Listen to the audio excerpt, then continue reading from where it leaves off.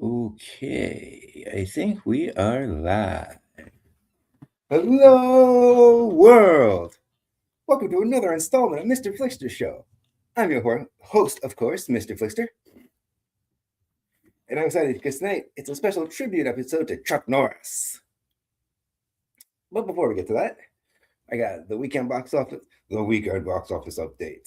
And there's a couple birthdays that I want to talk about. So, let's start the show, shall we?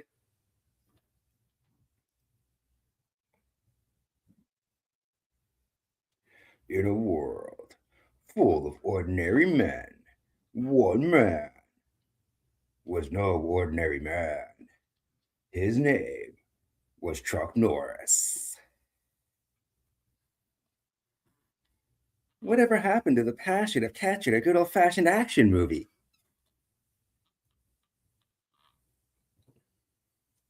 Live from Niagara Falls, it's Mr. Flixter Show on Saturday night.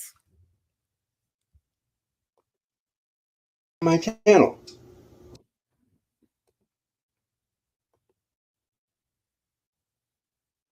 Get on my video.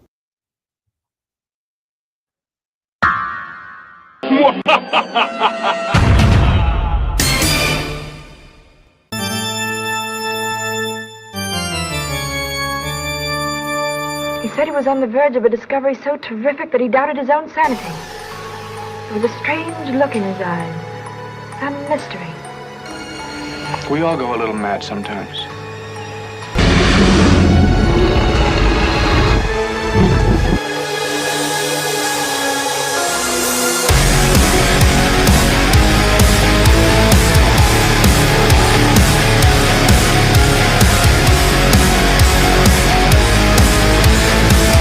Hello, world.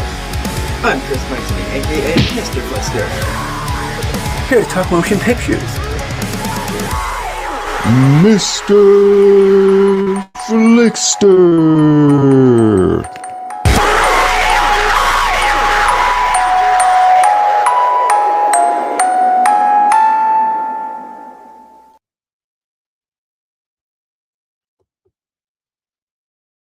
Where'd it go?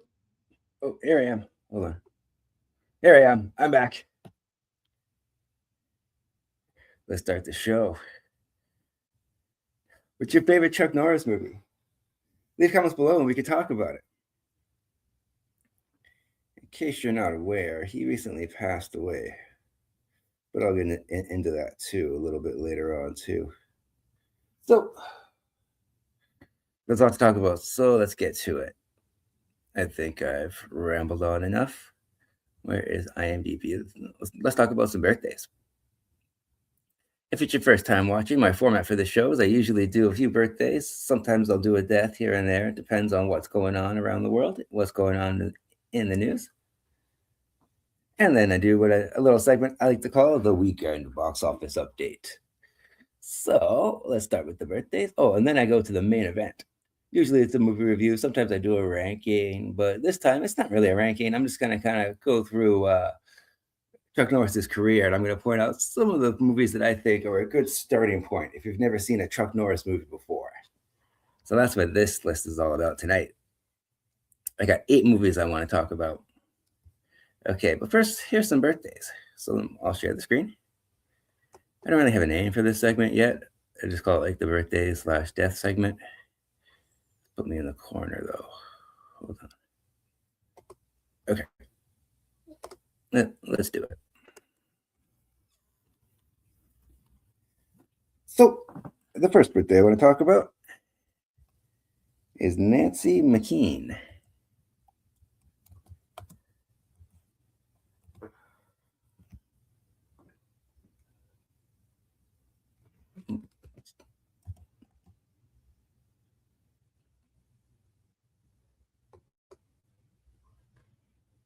Here we go.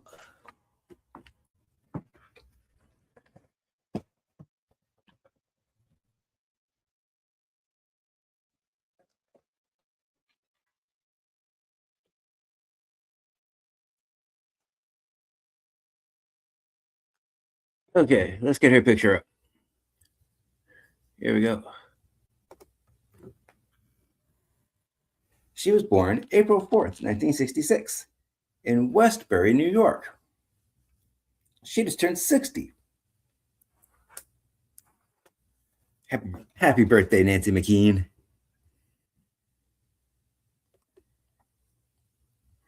So now let's just take a look at her career. Go away. I'm not sponsored. Okay. Damn pop-ups. Here we go.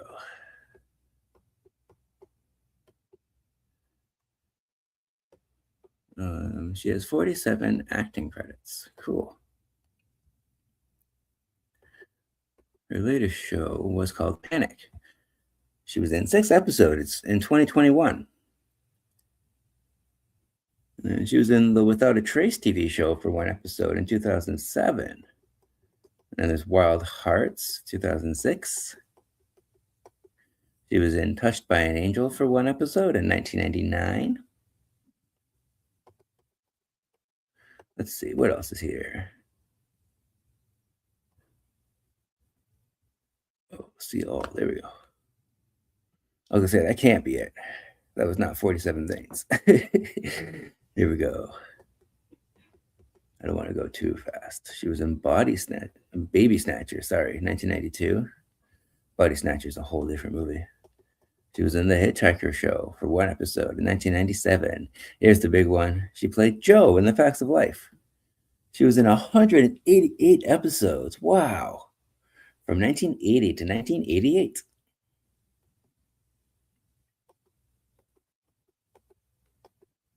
Let's see. Oh, there's also the TV movie. I keep forgetting there was a movie. The Facts of Life Down Under. That was 87. Oh, my girlfriend doesn't care for that one. Good enough. Kind of like the Saved by the Bell movie.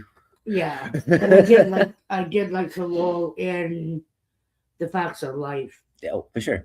I think she did a phenomenal job. Facts of Life was a very popular television show. Mm-hmm. Especially back in my day. Oh, yes.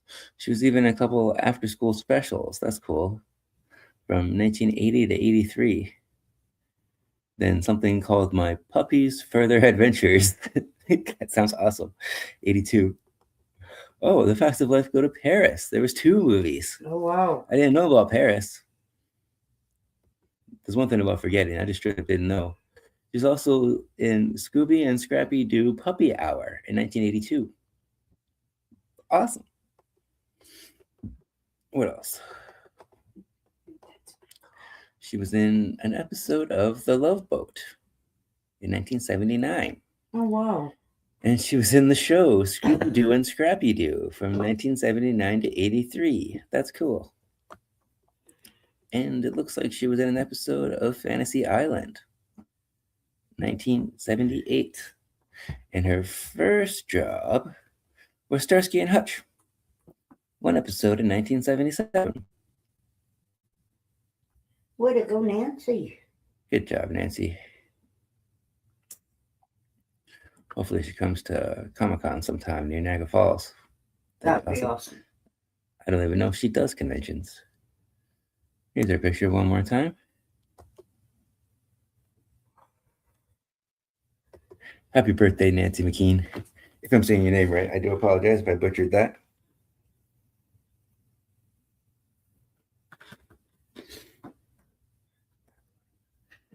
And then my next birthday, well, not my birthday, but you know what I mean. The next birthday I want to talk about was a bit of a competitor for the topic tonight. Chuck Norris. Steven Seagal just had his birthday. Pretty sure these two were rivals, but don't quote me on that. I actually don't have any info on that. I got lots of other info, though. Don't worry. Steven Seagal. Let's get his picture up here. I'm sure most people know who Steven Seagal is, but just in case. With the younger generation, you never know. If it loads. Come on.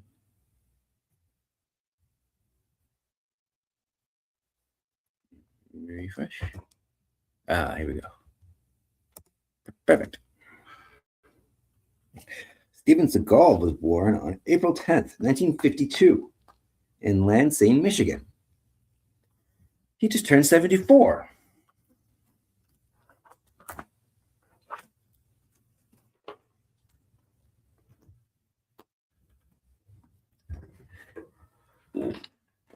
Happy birthday, Steven Seagal.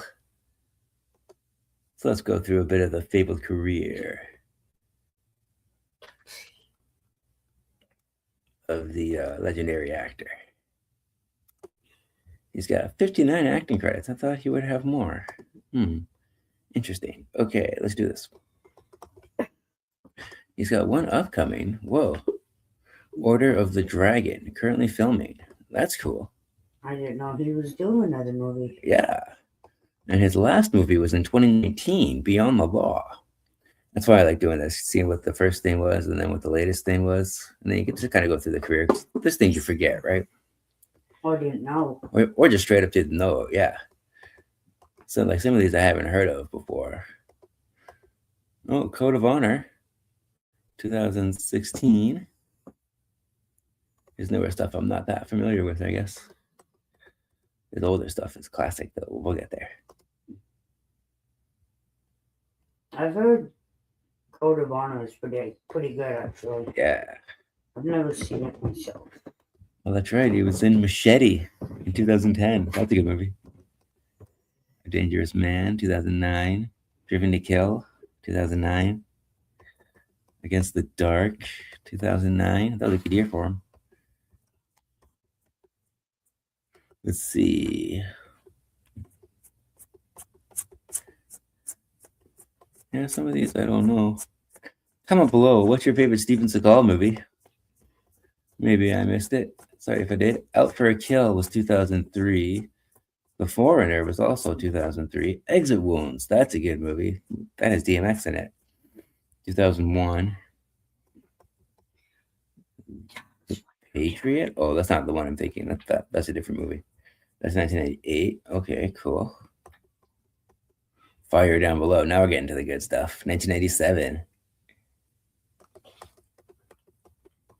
Executive Decision. Yeah. 1986. Under Siege 2. 1995. Under Siege. 1992. Out for Justice. 1991. That was my childhood. Marked for Death. 1990. Hard to Kill. Also 1990. Hell yeah.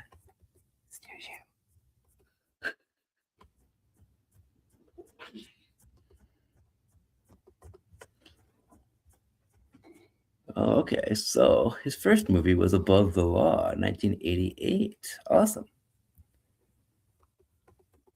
And here I thought he started in the 70s. I guess not. You learn something every day, right?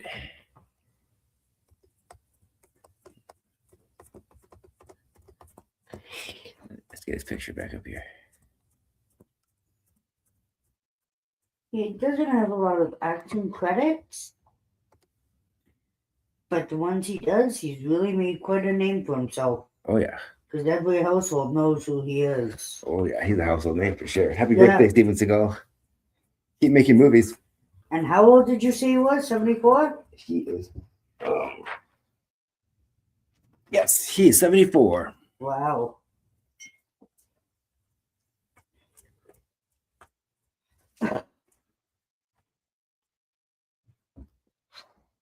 Okay, I got 2 more birthdays for you, and the next one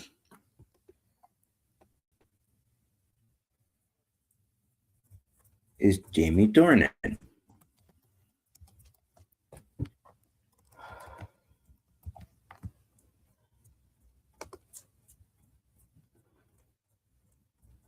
Let's get his picture up here. Go away, not sponsored. We don't take kindly the sponsors. I'm just kidding. I take sponsors. I'm just not sponsored yet, officially. Let's be clear. Jamie Dornan was born in Hollywood, Northern Ireland on May 1st, 1983. He just turned 43. 43. I don't think he's got a lot of action credits yet. No. You might not recognize his face, but you might know his movies. Let's do it. He's got 36 acting credits. That's not bad. He's working. He's got 6 upcoming. That's cool. What's coming soon? How many did you say yet? 36? Yeah, he has 36 and 6 coming. Oh, wow. So he's working. He's doing all right. I don't know what any of these are, but these are all post-production. One is filming. One is pre-production. Okay. Cool. Oh, didn't mean to do that. Let's go back. Okay. Acting credits. Here we go. That's what I meant to do. Okay. I have just acting? Yeah, okay. His latest TV show was The Tourist. He was in 12 episodes from 2022 to 2024. Okay. And then before that, he was in A Haunting in Venice. That's a good movie. 2023. And he was in Belfast in 2021. And then there was Trolls World Tour 2020. He was in that Robin Hood reboot in 2018. I wasn't really a fan of that one. He was in 50 Shades Freed. He was doing Christian Grey. That's probably his most famous role. That was 2018, the third one. Yeah. And then Darker was 2017. Which is the second installment. Yeah, part 2. And then there it is, 50 Shades of Grey was 2015. Probably his most famous role, yeah. And then, oh yeah, he was in Once Upon a Time. That's a good show. He was the Huntsman, that's right, for 9 episodes in the early seasons, 2011 and 2013. Love that show. And then his first movie was Marie Antoinette. Interesting. That's a good movie with Kirsten Dunst. 2006. Well, there you have it, ladies and gentlemen. Good stuff. Again, if I missed anything, please let me know in the comments below. Let's get his picture one more time. There he is. He looks so different in this picture, though. Yeah, he does. I don't like the full beard on him. I don't think it suits him. No, the beard does not suit him whatsoever. I didn't know he was Irish either. That's cool. I like facial hair, but for him, I don't know. Yeah. He looks better with just the stubble than the full beard. Some people, facial hair just doesn't suit them. He's one of those people. I like him with the stubble. Stubble's fine. But not with the full-blown beard. Yeah, no doubt. I got one more birthday. And that's Kane Hodder.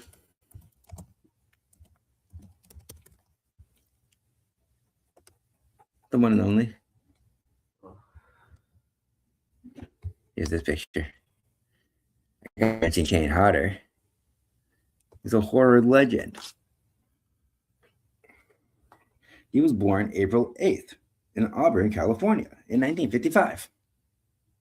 He just turned 71. Wow.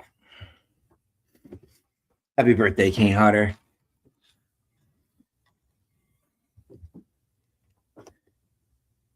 Let's look at his career, shall we? Oh, not too fast. Here we go. Go away. Not sponsored. Okay. He's got 152 acting credits. Wow. Damn. Okay, let's go. He's got 9 upcoming. That's cool. What's going on here? Never heard of these. Spawn of the Living Dead. Oh my God. That's cool. Let's see. No, I don't know what that is either. Let's see. Okay. Pre-production, filming, post-production, pre-production. Okay.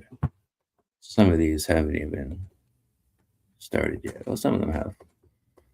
That's cool. Okay. But what has he already made? His last movie was Severed Road in 2025. And then, what else? He was in the Texas Chainsaw Massacre game 2023. That's cool. He must have played Leatherface.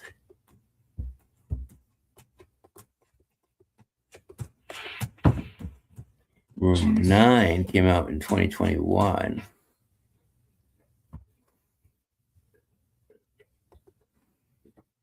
Oh, too fast.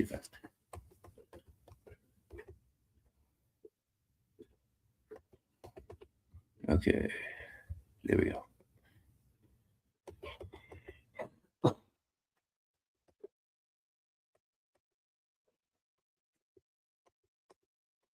Some of these I haven't heard of. Oh, Victor Crowley, I know that one, 2017. Oh, he's also in the Friday the 13th game. That's cool. I'm glad they got him back for the game. That's actually awesome. Oh, he was in Tag. That's a good movie, 2015. That was a good movie. That movie's hilarious. That's one that takes place in the hospital, right? Yeah. Yeah, that was a good movie. Let's see. There's Hatchet 3, 2013. There's Robin Hood, The Ghost of Sherwood, 2012.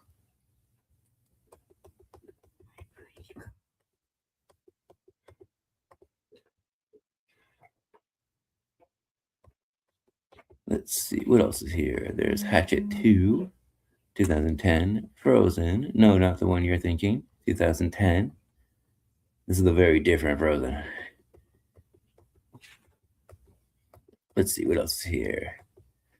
There's Ed Gein, The Butcher of Plainfield. Behind the Mask, The Rise of Leslie Vernon. That movie's incredible. I hear they're making a sequel. That's great. There's Hatchet. The original Hatchet was 2006. Oh, that's right. He was in The Devil's Rejects, 2005. He was in Monster in 2003. He was in the TV show Charmed for one episode in 2003. He was in the Daredevil movie with Ben Affleck. That's cool, 2003. Then, of course, you have Jason X, 2001. That's the last time he played Jason in a movie. And then, oh, hey, look at that. He was in an episode of two episodes of Walker, Texas Ranger. Oh, wow. 1993 to 2001. Ha. Funny, I'm going to mention this a little bit later on, but we'll get there. You can't talk about Chuck Norris without mentioning Walker, Texas Ranger. No, especially when it's got Kane Hodder. I didn't know that. Yeah, that's funny. That wasn't even planned, mentioning that, and then mentioning Steven Seagal too, because he's always been kind of a rival. There's Hitman's Run, 1999.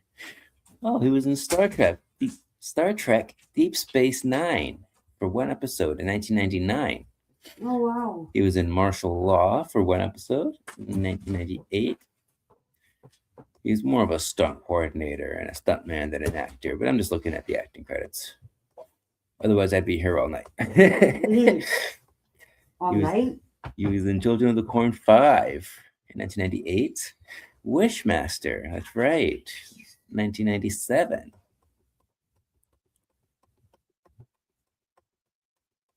And then, what else is here?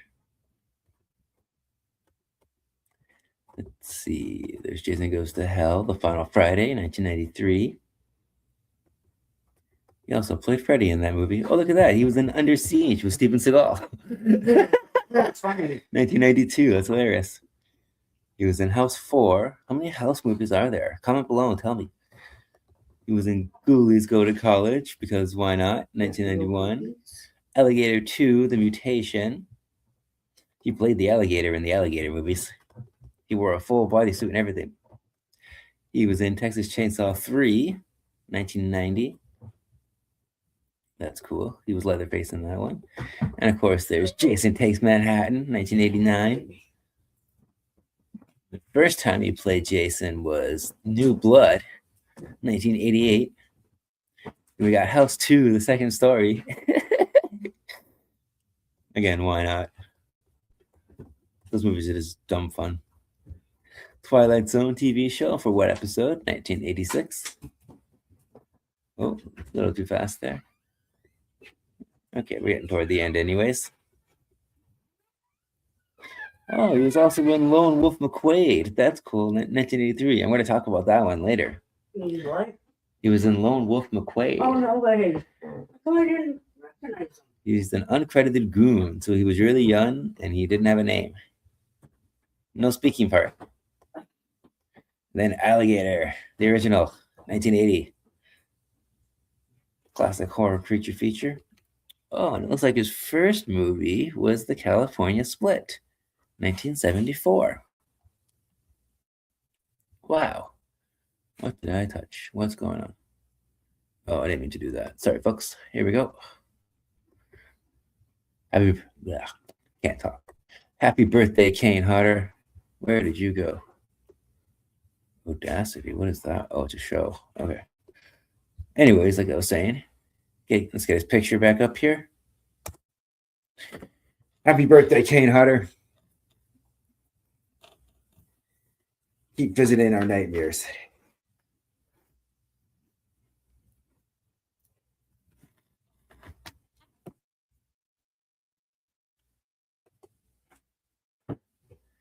So that wraps up the birthdays for this week.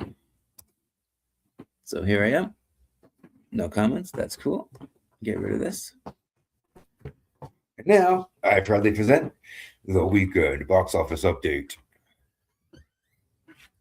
I'll just share the screen one more time. Uh-oh, sorry. I meant to put myself in the corner there. Here we go. Now let's go to Box Office Mojo. Oh, wait, hold on. Okay, hold on a second. Yeah.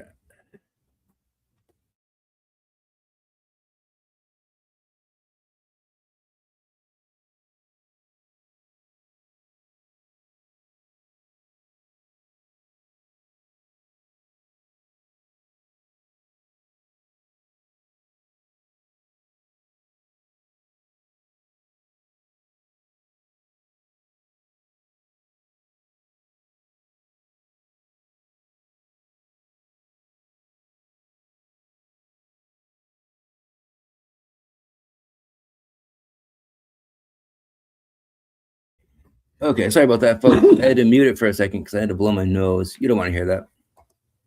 The joys of having a bit of a cold. Yeah, I'm coming down with the cold, so bear with me.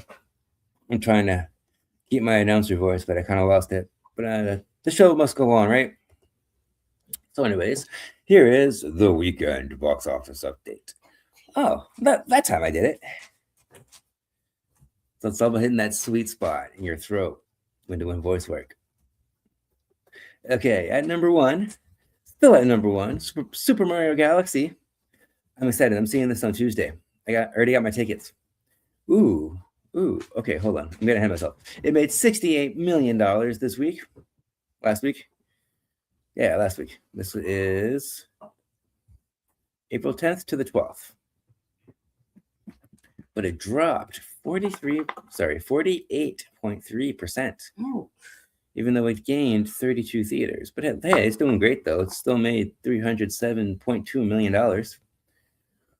For 2 weeks, that's not too bad. At number two, for the second week in a row, Project Hail Mary. 24.1%. Not a bad drop there. 23.9. That's not bad at all. And it made $256.2 million. It's been out for 4 weeks. So they got some stiff competition here, Mario and Project Hail Mary. I'm going to see Mario first. I don't know what I'll be able to see Project Hail Mary. Hopefully soon, though. I do want to catch that in theaters. At number three is The Drama for the third week in a row. Oh, that's funny. But the first three are the same first three from last week. Let's see, The Drama got $8.6 million. Ooh, that's a huge difference. All three of them, actually. You got almost 70 here. Then you got like 24 here. And then you got down to 8 here. Almost 7. Big drop. And this one dropped 40.2%. Ouch. The Drama has earned $30.7 million so far, and it's been out for 2 weeks. New release this week was You, Me, and Tuscany. That's a romantic comedy at number 4. It made $7.7 million. Not bad for a low budget rom-com. Movies like that will cost $20 million, if that. So it'll probably make its money back, no doubt. Number 5 is Hoppers, dropping 1 spot last week. It made $4.1 million. It only dropped 28.6%. That's not too bad. It made $150.1 million so far. It's been out for 6 weeks, so it's doing pretty good. I enjoyed Hoppers. I'm going to do an episode on that in the future. Number 6 is BTS World Tour, Ereban in Goyeon live viewing. I guess that's a concert movie. It made $2.4 million first week out. Number 7 is Faces of Death, new horror movie, $1.6 million. Not too bad. The advertising for that's terrible, though. I haven't really seen anything about it. I just know about it because I follow it on the internet. Number 8 is Exit 8. I don't know what this is. What is this? A man becomes increasingly desperate when he realizes he's trapped in a subway station, needing to complete a mission to get out. Okay. Who's in it? Does it say? It doesn't say. Should say. Sounds interesting, man. Sounds interesting. Oh, cast info. Oh, I'm not paying for that. Okay. Sounds like a phone booth type situation. Okay. Let's go back. So, too far back. So, where was I? Exit 8, $1.4 million. Opening weekend. Neon Films. Oh, okay. They do a lot of independent films. They don't usually produce movies. They just buy movies and then distribute them. Some studios do both. Some are just distributors. Number 9 is The Great Awakening, $1.2 million. It was number 6 last week. It dropped 37.1%, and it made $4.9 million total. It's been out for 2 weeks. And number 10 is Reminders of Him, dropping 5 spots. Ooh. It only made just below, I shouldn't say that, but it made just below $1 million, and it dropped 54.6%. Ooh, half. Oh, that's why it lost half its theaters. Just about. He was shrunk there, 954, and it made $47.4 million. So it's still making a good chunk of money. It's been out for 5 weeks. And number 11, dropping 3 spots, is Ready or Not 2. It was at number 8 last week. It only made $863.4 million. This is not doing well at all. It dropped 53.9%. Ooh, and again, it lost nearly 1,000 theaters. Ooh.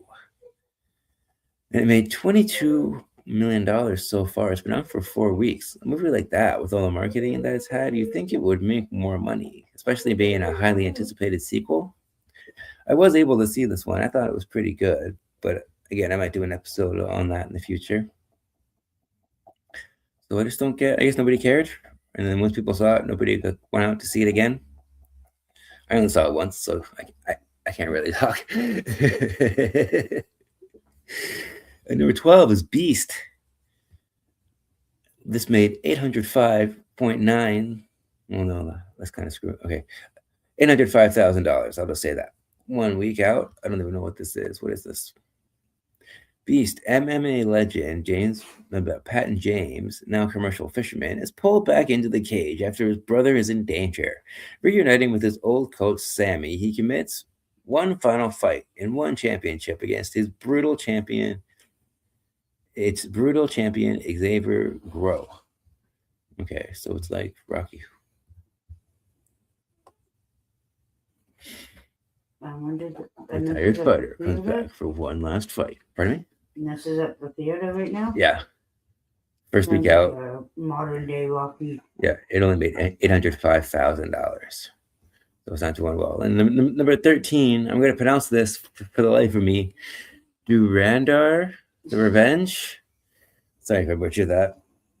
$670,000. It dropped 64.2%. Ouch. But it's made $27.4 million. I mean, that's still pretty good, I think. It's been out for 4 weeks. Number 14 is Hunting Matthew Nichols. It made $600,000. And then rounding out the honorable mentions, the bottom 15 is They Will Kill You. Another new horror movie. It was number 7 last week.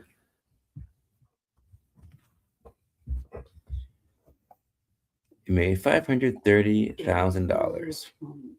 It made $10 million total. And it dropped 73.5%. Ooh. Holy crap. It's only been up for 3 weeks. And then we got Scream 7 hanging in strong. I just noticed that one there. It's still going really strong. We'll get to that actually right now. Let's check out the international box office. This wraps up the domestic portion. Words are harsh.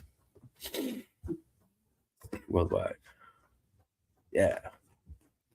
Wow. Super Mario Galaxy is at the number 1 spot around the world. It's made $649 million worldwide. It's a pretty even split, too. Look at that, between domestic and foreign. So it's popular.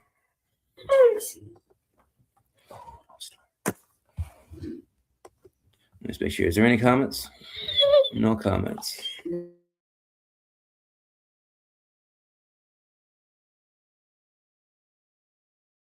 Okay. Okay, where are we? Number 2 is Pegasus 3. That's the Chinese action movie. It made $641 million worldwide. That's more of a foreign market, though. That needs to get a wider release so I can see it. Number 3 is Project Hail Mary. Look at that. $538.4 million worldwide. Again, pretty even split, domestic and foreign. That's pretty cool. Pretty popular all around the world. Really got to see that one.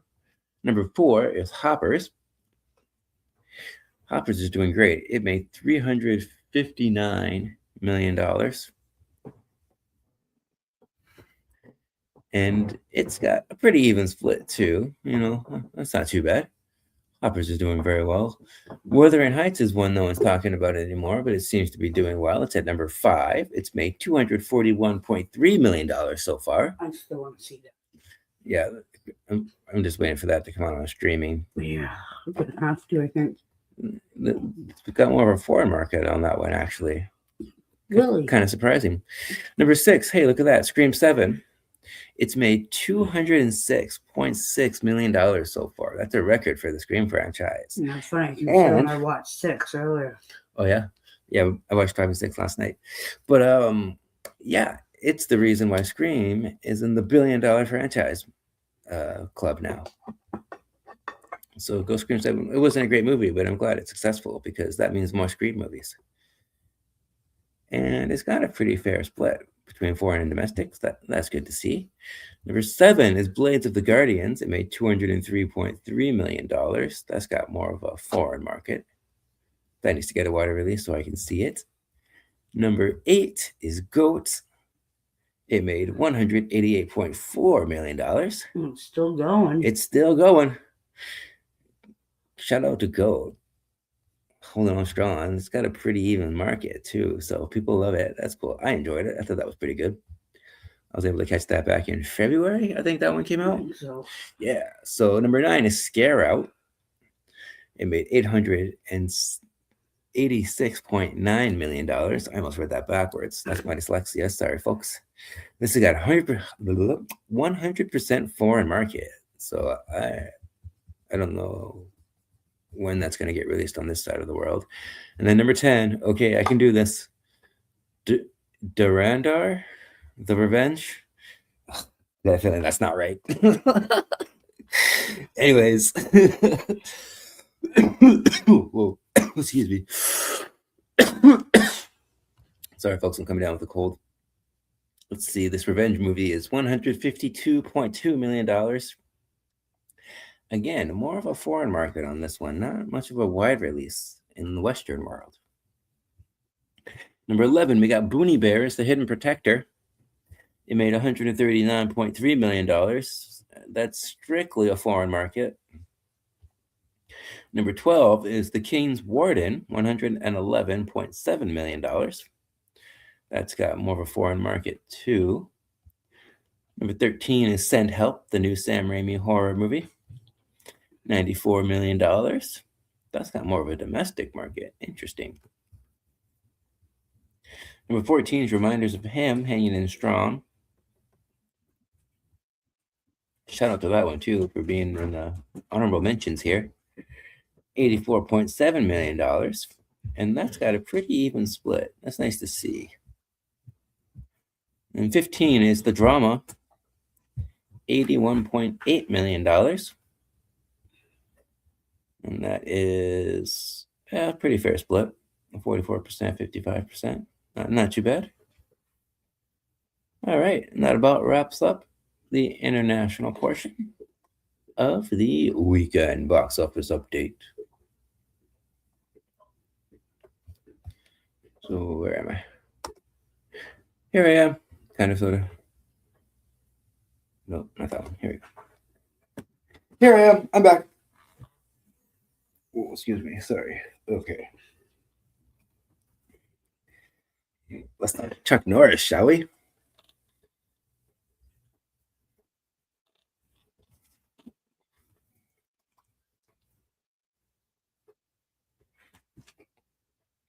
So what I'm going to do is I got a little tribute that I wrote for him, but as I kind of read this, I'm going to go through his career. And like I said in the beginning, if you're just tuning in, I'm going to kind of highlight not exactly what I think are his best movies, but movies that I think are a good starting point for people if you've never seen a Chuck Norris movie before. And then down the road, I might do more Chuck Norris episodes. I could talk about Chuck Norris for a long time.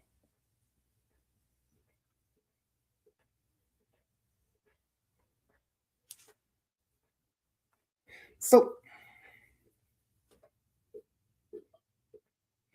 I hope you like kicking puns. Let's roundhouse kick off this portion of the show.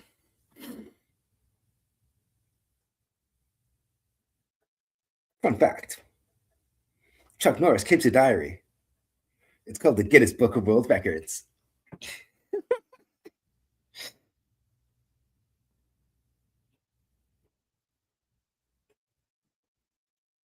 So, let's get his picture up here first. Where is this? Pop it up in the corner.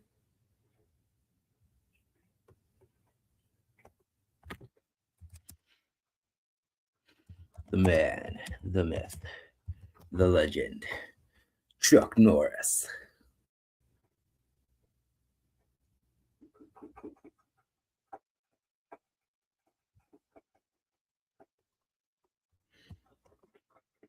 There he is.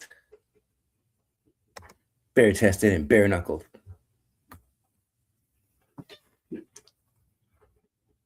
I'd expect nothing less from And bearded. Can't forget the beard. No.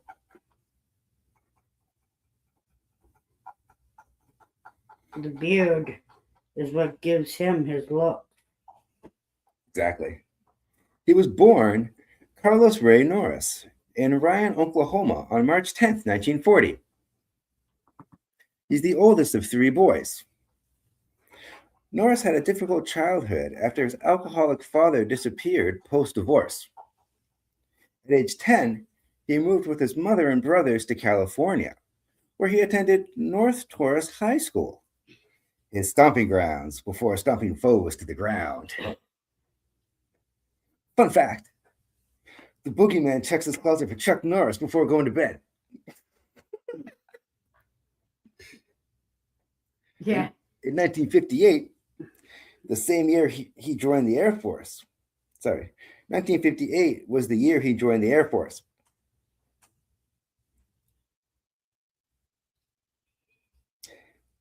He was an Air Force policeman stationed at the Osan Air Force Base in South Korea. That's where he started learning martial arts, like Jiu-Jitsu and Taekwondo and Tang Sudo. He left the service in 1962 to start working as a karate instructor. Oh, one moment, please. Taxi. I've got to plug in my laptop. Hold on.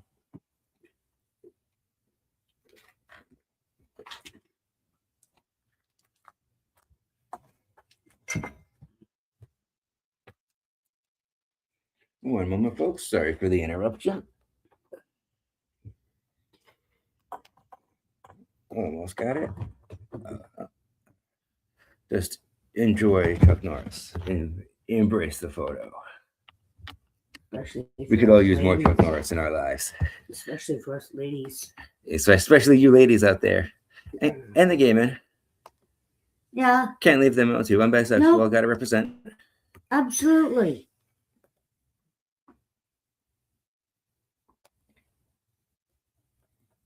Everybody needs eye candy. These were the days where it was cool to be macho. Nowadays, it's kind of frowned upon. People always scream toxic masculinity, which is kind of BS, but that's a whole other topic.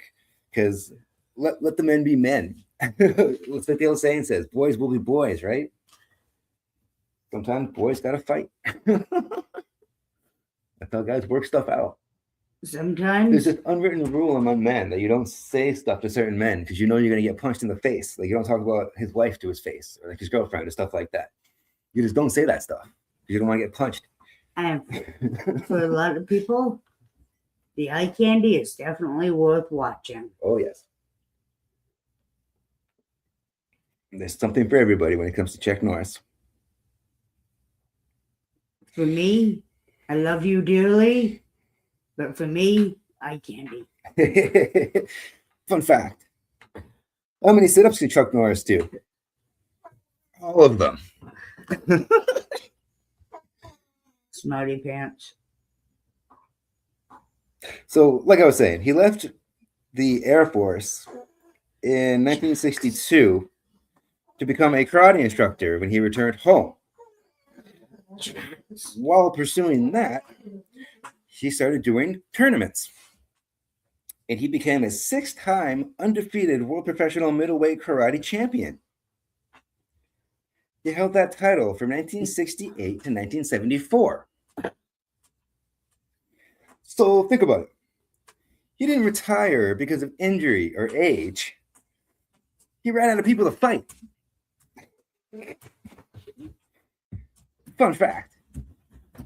Chuck Norris could beat the sun at a staring contest.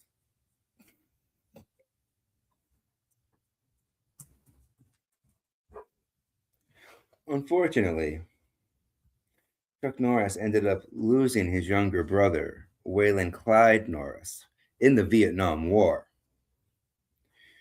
He was killed on June 3rd, 1970, at the age of 26 years old. Way too young.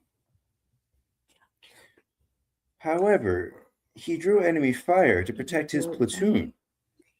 So that act earned him a Silver Star and a Purple Heart.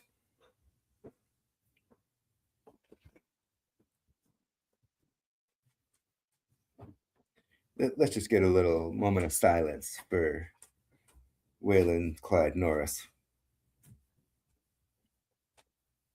May he rest in peace.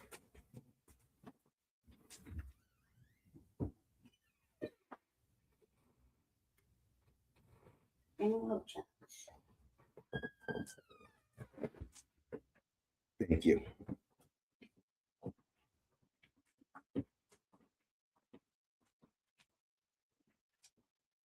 As Chuck Norris was struggling with this, he still practiced martial arts. Eventually, he ended up developing Jeonkuk-do, which is a discipline in Korean-American hybrid of martial arts that he founded in 1990. That roughly translates to the universal way, and it blends elements of Tang-soo-do and elements of Taekwondo, karate, and other martial arts styles. So think about it. Regular martial arts wasn't enough for Chuck Norris, so he decided to kick it up a notch. Fun fact, Chuck Norris doesn't read books. He stares them down until he gets the information he needs.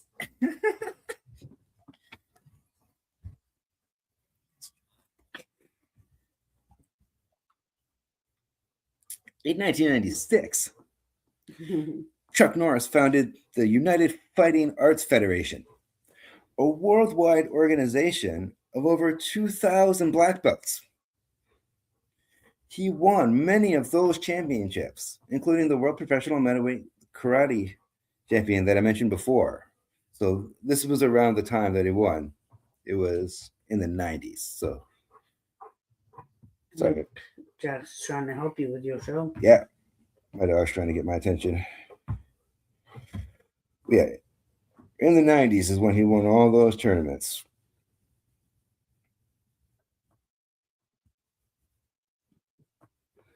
Oh, yes, you're a good boy.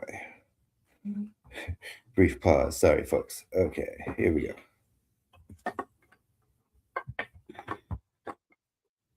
Reportedly, Chuck Norris was the first Westerner to reach that level. He got an 8th degree black belt in Tansu Do and Taekwondo. That's unheard of before. That's like the highest level you can get. To put that into perspective, if you're not familiar.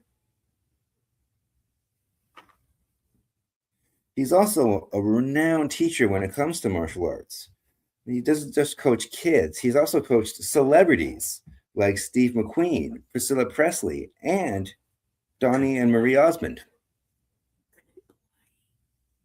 Fun fact, Chuck Norris knew Victoria's Secret.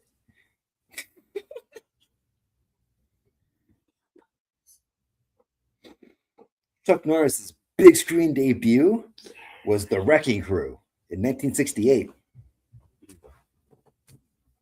which he followed with numerous other action films, such as The Way of the Dragon in 1972. Bruce Lee, who directed and choreographed the fights in that movie, and he wrote the script, stated in numerous interviews that the reason he chose Chuck Norris is because he's the only one fast enough that could keep up with him. This began his illustrious career as an action hero. He landed a real kicker with that one.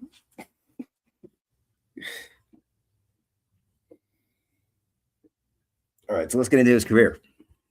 Actually, hold on, let's see if there's any comments first. What's your favorite Chuck Norris movie? Leave comments below and we can talk about it. Okay. Let's go back. Keep up.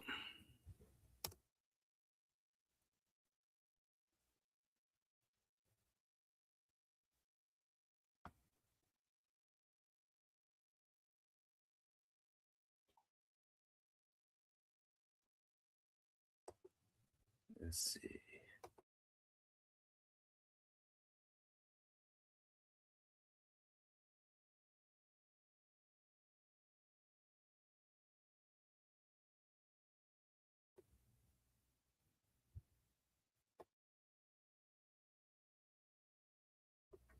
Sorry, folks, just having some technical difficulties. Okay. Fun fact. Elephants talk about the Chuck Norris of the room.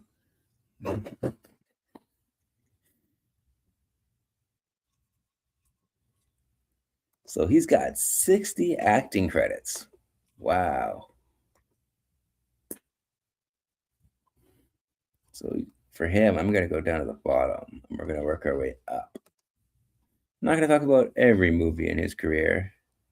We'd be here all night. I'll be here all night. That's why I plan on doing a series about Chuck Norris. I'll do more episodes about him in the future. Not to worry, folks. So here's the Wrecking Crew there. But I want to talk about Way of the Dragon specifically. Let's get into this. So, Are you going to talk about his action credit? Yeah, we're going to go through the movies, and I'm going to talk about the highlights, and then movies that I think are a good start for people who aren't familiar with Chuck Norris to get into Chuck Norris movies. So, unlike the other one, Walker, Texas Ranger. Yeah, you I know could. It's not a movie. I know it's only a TV show, but Yeah, but instead of starting at the top and going to the bottom, I'm gonna go to the bottom and go work my way up.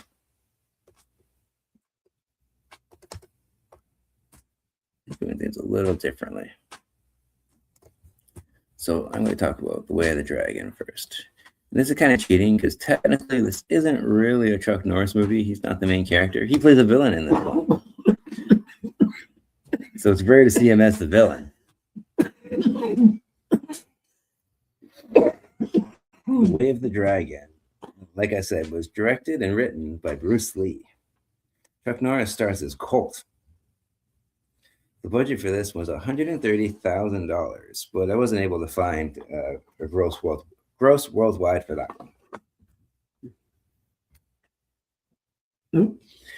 Yeah, this movie is most well known for probably that fight scene at the end. It's not till the end of the movie when Chuck Norris finally comes in. So it's like the last half an hour that he's in it. He doesn't talk a whole lot, but it's cool because they fight in the Colosseum in Rome.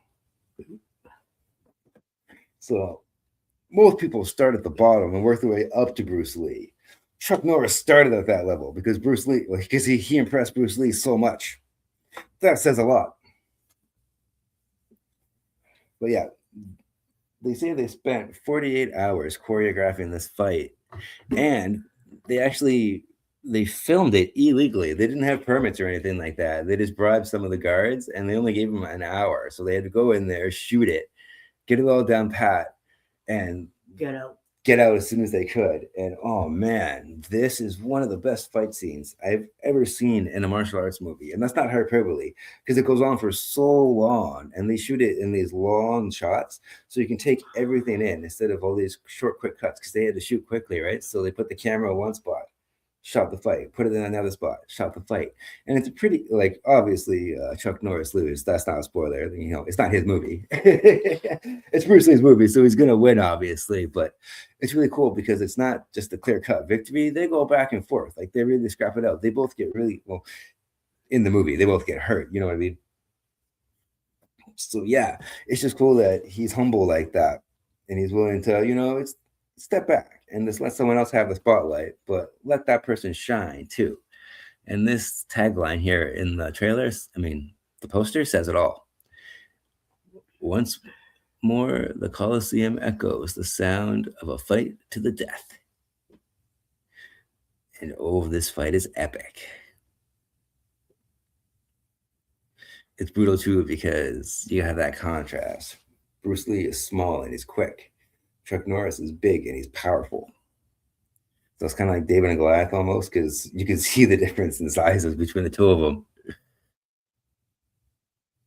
As a movie, the movie's okay. It's like every other kung fu movie. You got the plot where you have your place where you got to defend it, and then there's the street thugs come in, and he has to fight the people to save the restaurant. And then, as the last straw, they call in Chuck Norris to kind of finish the job because he's the only one apparently that can take on Bruce Lee. There's another cool scene with Bruce Lee with the nunchucks too, but he doesn't fight Chuck Norris with the nunchucks. They fight hand to hand. So they combat with nunchucks. Yeah, man to man, and it is awesome. So I know it's hard to find, but if you can get your hands on it, I highly recommend The Way of the Dragon. It's going to be like this for all the movies. They're not really going to be like reviews. I'm just kind of go through them, highlight what I like about them here and there, and why I think they're good starting points. Oops, let's go back. And back again. Maybe I can show a part of it. Hold on, yeah. I wouldn't try and show any clips. No sound, no sound. Let's just go over here. Are they going to show a part of it at least? Maybe not.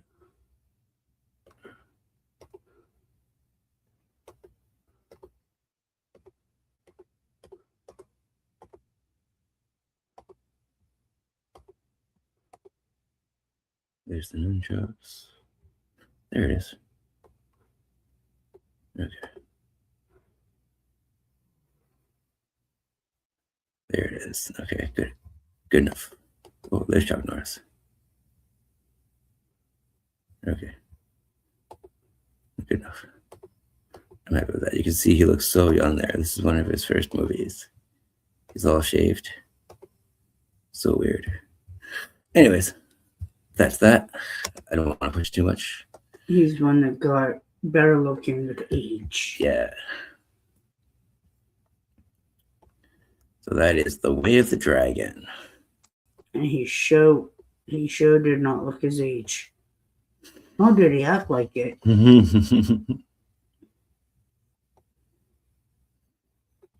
Okay, back down to where we were. No, I'm only 50 and I can't move the way he did.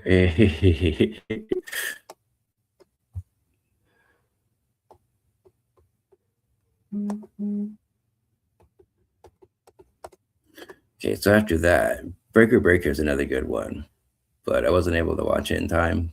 And some of these are hard to find, so I don't really have anything to say about that one. I haven't seen it in a while, so I don't feel comfortable.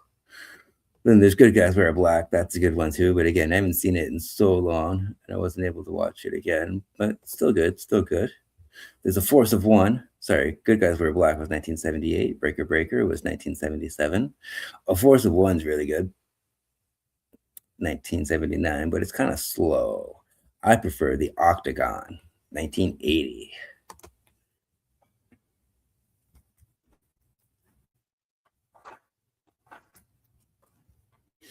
This movie's incredible. Chuck Norris versus ninjas. Hell yeah. The Octagon was directed by Eric Carson. It was written by Lee Chapman and Paul Aaron. Chuck Norris stars as Scott James. It was made with a budget of $4 million, and it made $18.9 million at the worldwide box office.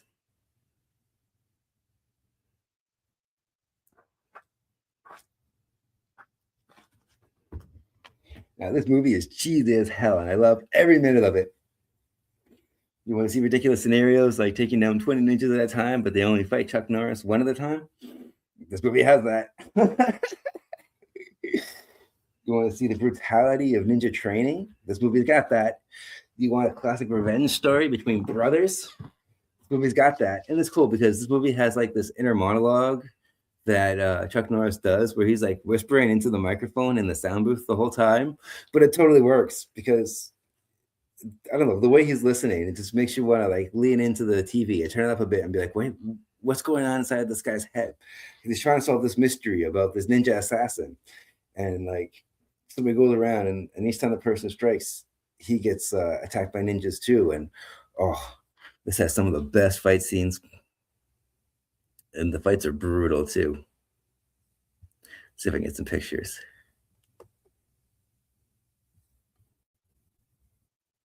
It's got a bit of a mystery too. And he's trying to stop his friend from joining this ninja clan. But of course, the friend doesn't listen, so he's got to rescue him. Here's some pictures. Again, this is pre-beard. He's got his mustache. Sometimes in life, you gotta figure things out on your own. Yeah, that's what his buddy says.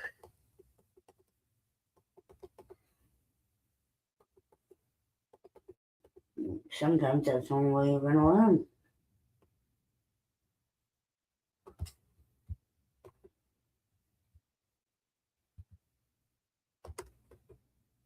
Here we go, still frames. Like everything about this movie, the set design, the camera work, the editing. And this movie has so many ninjas. When they finally get to that fight in the Octagon, it's like a 20-minute sequence. It's so cool because he's just taking down different waves of different enemies. Sometimes it's a big guy by himself, or sometimes it's like a group of ninjas here and there. He just gets through until he gets to the big boss at the end when he has to fight his brother. So cool. Let's go this way.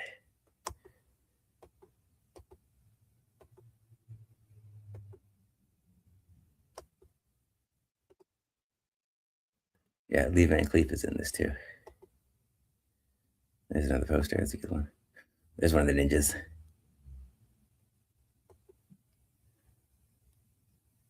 That's a good fight scene. That's the octagon. But I mean, there's different like rounds. It's so cool.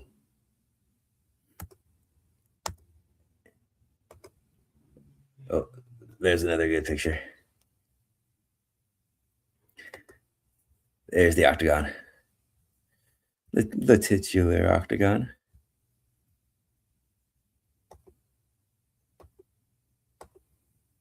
They even spelled the O with an octagon too. I just noticed that. That's cool. That's good design. Clever.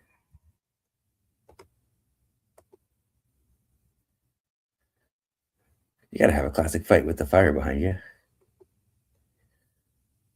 That's the younger days in his training. It's got a pretty good story, actually. There's his friend.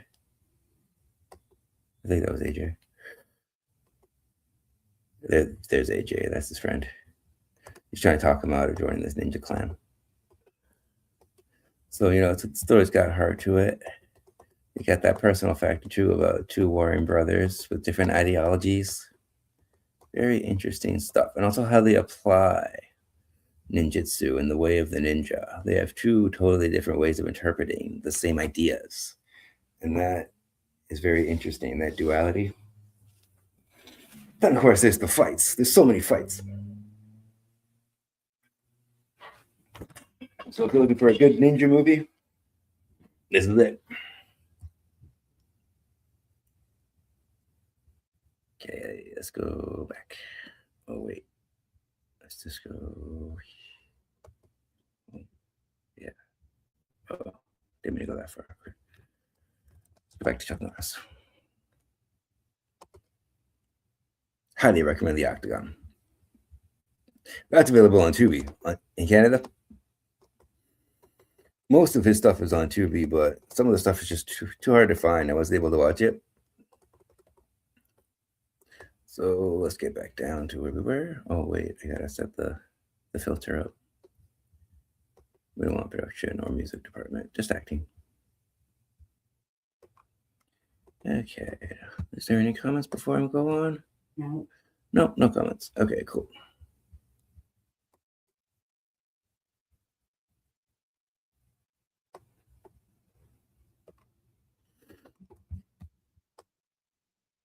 I meant to read the descriptions for those other two movies too, so I'll just do that real quick, just to give you more of a sense of what these movies are about. So here's The Way of the Dragon.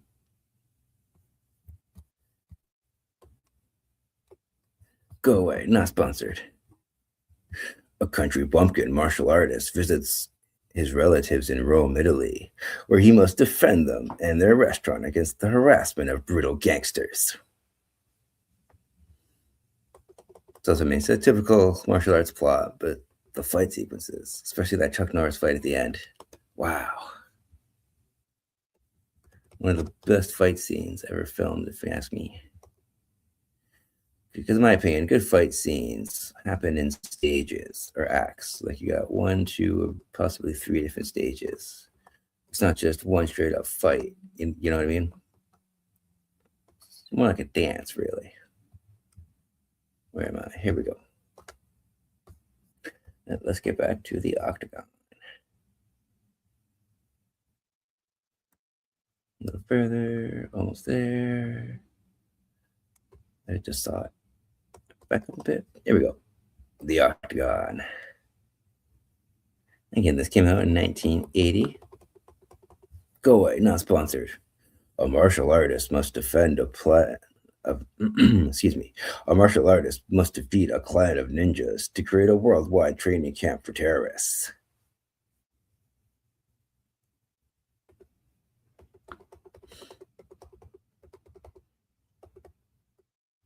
So that is the Octagon.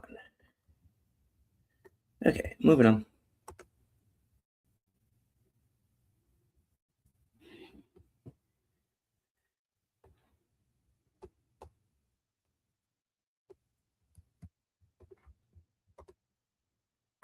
Back down to where we were.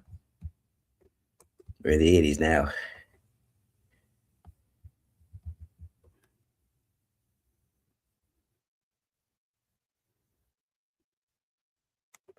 Okay, The next one I want to talk about. Oh, it's right here. Okay, cool. An Eye for an Eye, 1981. This one's cool because it was shot in San Francisco. So I've got a bias because I grew up in California, and San Francisco is one of my favorite cities. Pretty cool poster too. Again, this is pre-beard. He doesn't even have a mustache in this one. You got the Golden Gate Bridge there. So, An Eye for an Eye came out in 81. It was directed by Steve Carver. It was written by James Brunner and William Gray. Chuck Norris stars as Sean Kane. It was made on a budget of $3.8 million, and it made $9.4 million at the box office worldwide.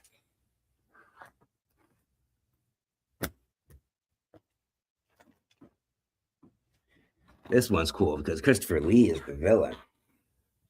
So that alone elevates the material. And I think this is the one where he fights people with his hands tied behind his back. I can't remember which movie, but one movie he fights with his hands behind his back, and it's awesome. Because the guy's throwing all those punches and kicks, and no matter what, Chuck Norris just does his roundhouse and stuff, and he gets out of it. It's so cool. Maybe they'll show it. No, maybe not. Okay. I'm really nervous about playing clips. I don't want to push it. Okay, let's read the synopsis. San Francisco undercover police narcotics. Let's try that again. An SFPD undercover narcotics cop aims to avenge his partner's death and destroy a drug smuggling ring operated by Chinese triads. There we go. We got through it.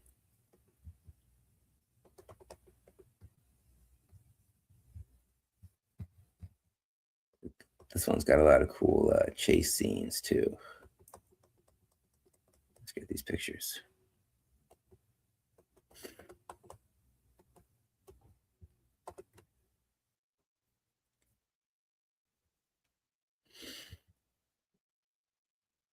What's going on here? Go back. I just want to look at the pictures. Go away. Not sponsored.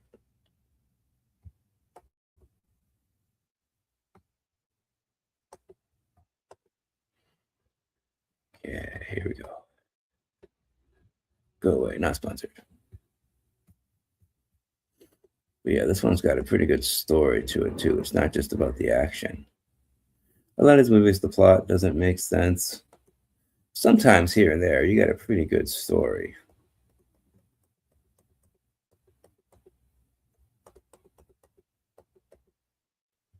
Here we go.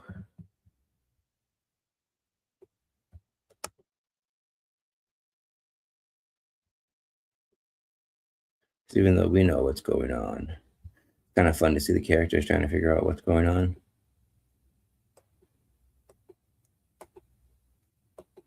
This Richard Roundtree, he's good in this too. See, he's shaved in this one. He's barely recognizable.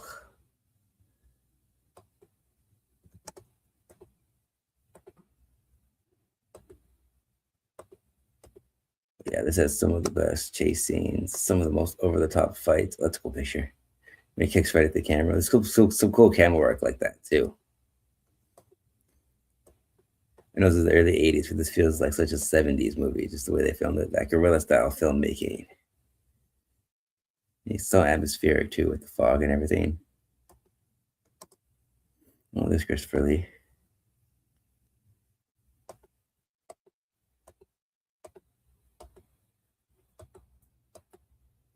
And then Mako's really funny in this too. He's like a sidekick.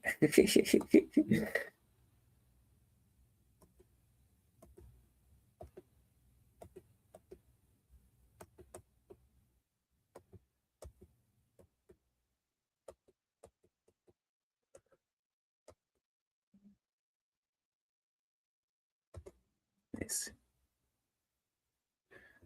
And then that's right. He saves the dog in this one because he threatens his dog at the end. So he doesn't just get the girl, he saves the dog too. Because in the beginning, He saves this dog from a car accident, and like he's taking care of this dog the whole movie. And then Christopher Lee tries to shoot him in the head. It's like, not the dog, but no, the dog's fine. Unlike another movie that I'll get to later on, then it's all about the mystery of this key. I'm not going to say anything else, but that's what the mystery is. That's what I was getting to. What is the key for? What's inside this locker? What is the significance of all of this? There's the skyline, San Francisco in all its glory. I like the set design too. So I mean, it's very 70s looking, isn't it? This movie even kind of feels like a James Bond movie, but with Chuck Norris.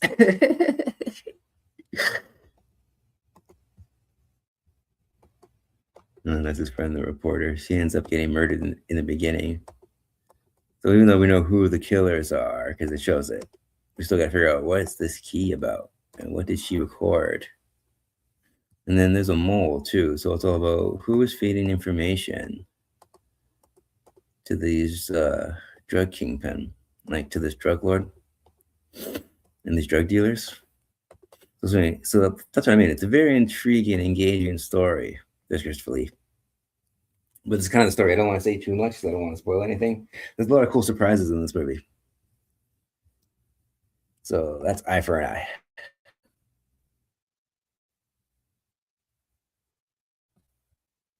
Go back. And back. And back again. Oh my God. Okay. Let's just go here. Oh.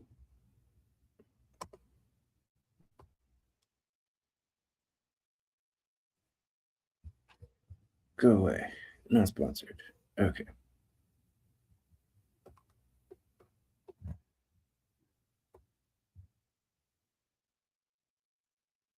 So here we go. And then back down.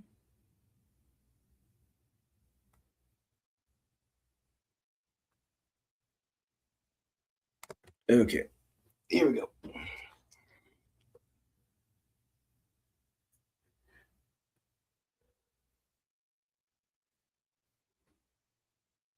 Fun fact.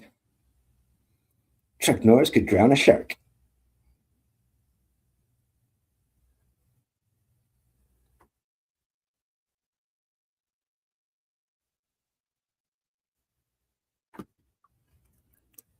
So we got Silent Rage. I've heard good things. I actually haven't seen this one before, but from what I've heard, this is like Chuck Norris versus Michael Myers. So that's right up my alley. But I wasn't able to find it or watch it before recording this episode. So I can't really talk about it. Sorry, folks. That's one I do want to see, though. I haven't seen every Chuck Norris movie, believe it or not. Some stuff got past me. Like Forced Vengeance. I've heard that one's good, but I haven't seen it. Here's the next one I want to talk about. Lone Wolf McQuade, 1983.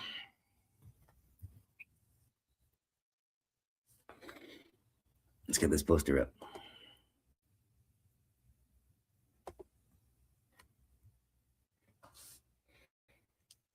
Lone Wolf McQuade was directed by Steve Carver. It was written by B.J. Nelson and H.K. Sorry if I butchered that. Chuck Norris stars as J.J. McQuade. It was made on a budget of $5 million, and it made $12.2 million at the box office.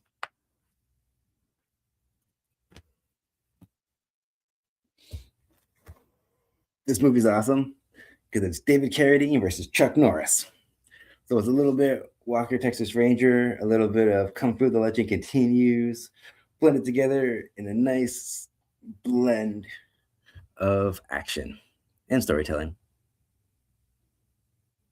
David Carradine looks so young in that movie. Yeah, he looks so young. This was actually a precursor for Walker, Texas Ranger. I'll get to that one in a bit. But we wouldn't have Walker, Texas Ranger if it wasn't for Lone Wolf McQuade. This movie's cool because it really does a good job of blending like a Western with martial arts movies. And that's not two genres that you normally think of together, but on paper, it doesn't sound like it should work. But it works so well. And the score of this movie is so epic too. I love when westerns have like whistling in their score. Like I can't do it. I'm not gonna play it, but it's great. It gets you in the mood, and they cue it up at just the right time. Oh, so epic. The whole movie leads up to these two guys fighting, and that fight is worth it. Go away, not sponsored. Not as good as the Bruce Lee fight, still pretty impressive. I mean, if you can compete with Bruce Lee, ergo, you can't compete with Chuck Norris. I just want still frames, though. I think I screwed that up. Let's try that again.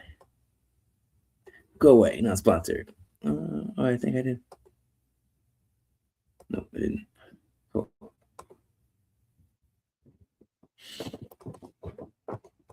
And, oh, yeah. Here we go. He's full beard in this one. So this is one of his first ones when he goes full beard. Then, of course, you have your angry training montage. But I can't really call it a training montage because that would imply that Chuck Norris needs training. And we all know he doesn't need training. Not at this point. Not anymore. He's Chuck Norris. He was perfect. Then he plays this dangerous game where he flirts with David Carradine's wife and starts having an affair with her. There's young David Carradine there. He's so good in this. There they are, sparring.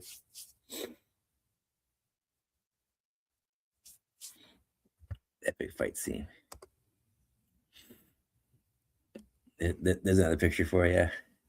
Bear tested. Oh, David Carradine again.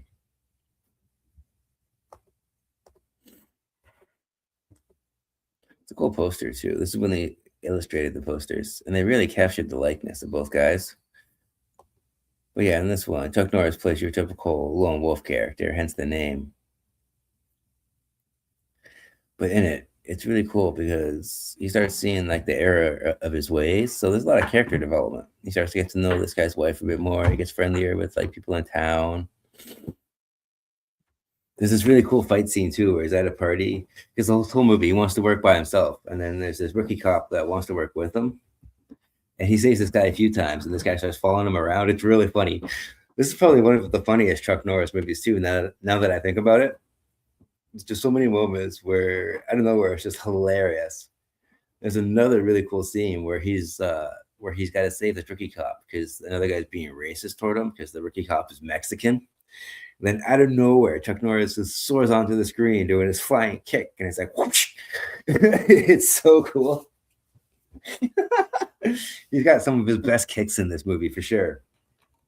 This is that classic slow motion scene too when he kicks at his trailer because somebody shot his hand, his shooting hand, and he can't train with a bad hand. He tries to shoot, but he can't do it. And then he kicks his trailer really hard, and he ends up knocking the roof in, and it all caves down. It's hilarious. The power of one kick.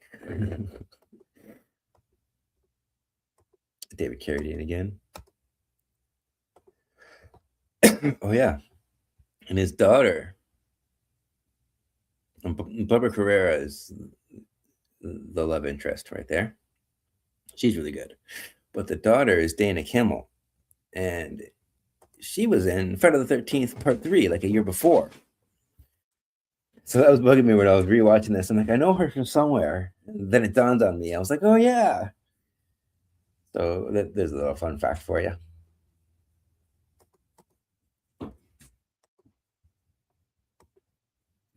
And this one is cool. He's got this belt with bullet casings, like shells.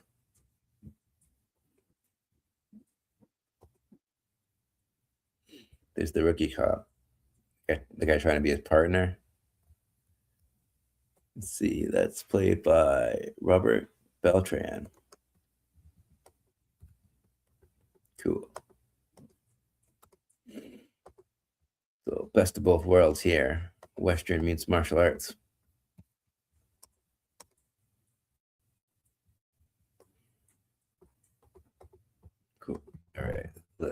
go back.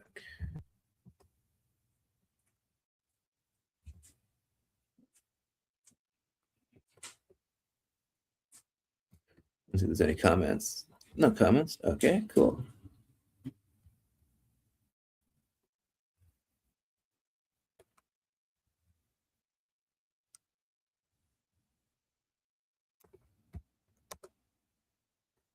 We'll go back down to the 80s.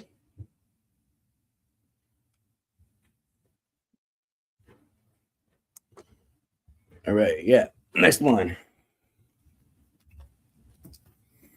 is Missing in Action, 1984. This one's actually a trilogy. Some people prefer the second one. Some people prefer the first one. Me, of course, I prefer the first one. But it's kind of screwed up because Missing in Action 2 is actually a Missing in Action 1. And because the sequel is actually a prequel. And I think they filmed them both at the same time. So hold on, let's get to the synopsis first. Colonel Braddock launches a mission deep in the jungles of Vietnam to find the POW camp that he escaped from and free the Americans held captive there still.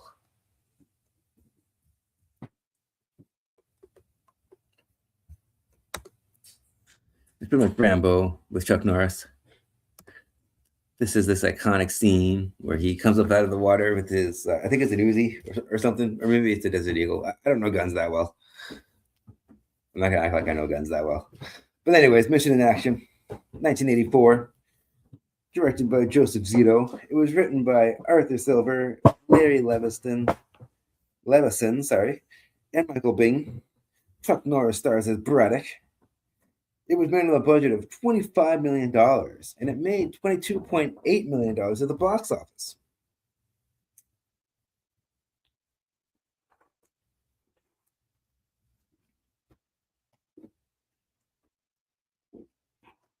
Now, this one isn't as martial arts heavy as some of the other ones, but this one was more personal for Chuck Norris because of everything, like his personal history with Vietnam.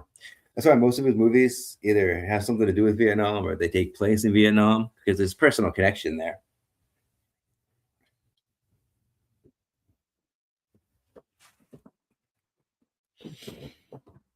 This has some of the most over-the-top, ridiculous action too.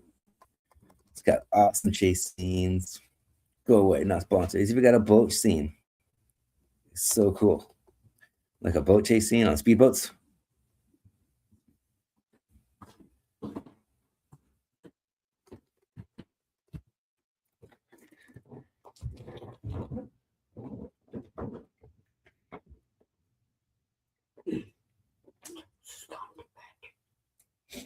Because not everybody is a fan of martial arts movies. So this movie is more for a broader audience, more straight up action. It's that whole one-man army type of idea. That rap scene, oh man. Look, here's a few pictures. He's got this little raft and he causes a lot of damage with it. There it is. Love that raft scene.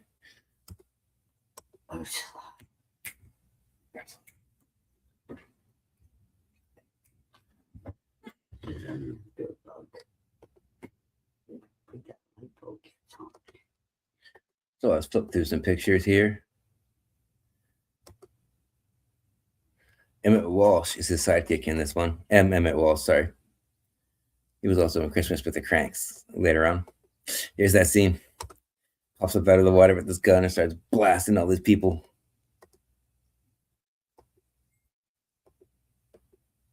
Posters.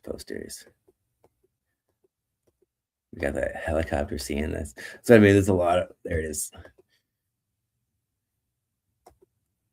We got that final scene at the end too, where they show up at the consulate. It's really cool. There's a lot of beautiful scenery in this movie too, because it's mostly in the jungle. It's kind of slow, but about the halfway point when they finally get to Vietnam is where it picks up. And again, the action is incredible. They just don't make movies like this anymore. There's the final shot there. That's a beautiful shot. That's cool.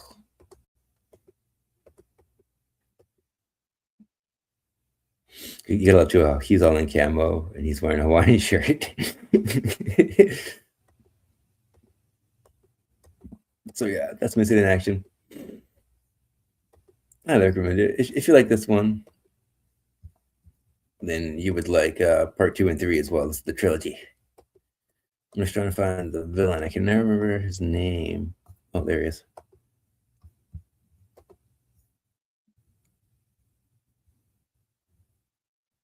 Lenore Kostov? No, that's not right. I'm talking about the Chinese guy. Well, he plays a Vietnamese consulate in this one. Love his gun too. It's so massive. Regular gun's not good enough for Chuck Norris. He's got to use one like that.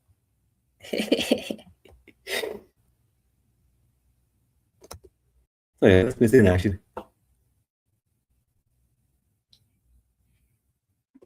Less of a martial arts film, more of straight up action, but still good. Really, there's not a bad Chuck Norris movie. I do enjoy almost all of them, even Top Dog. All right, let's go back.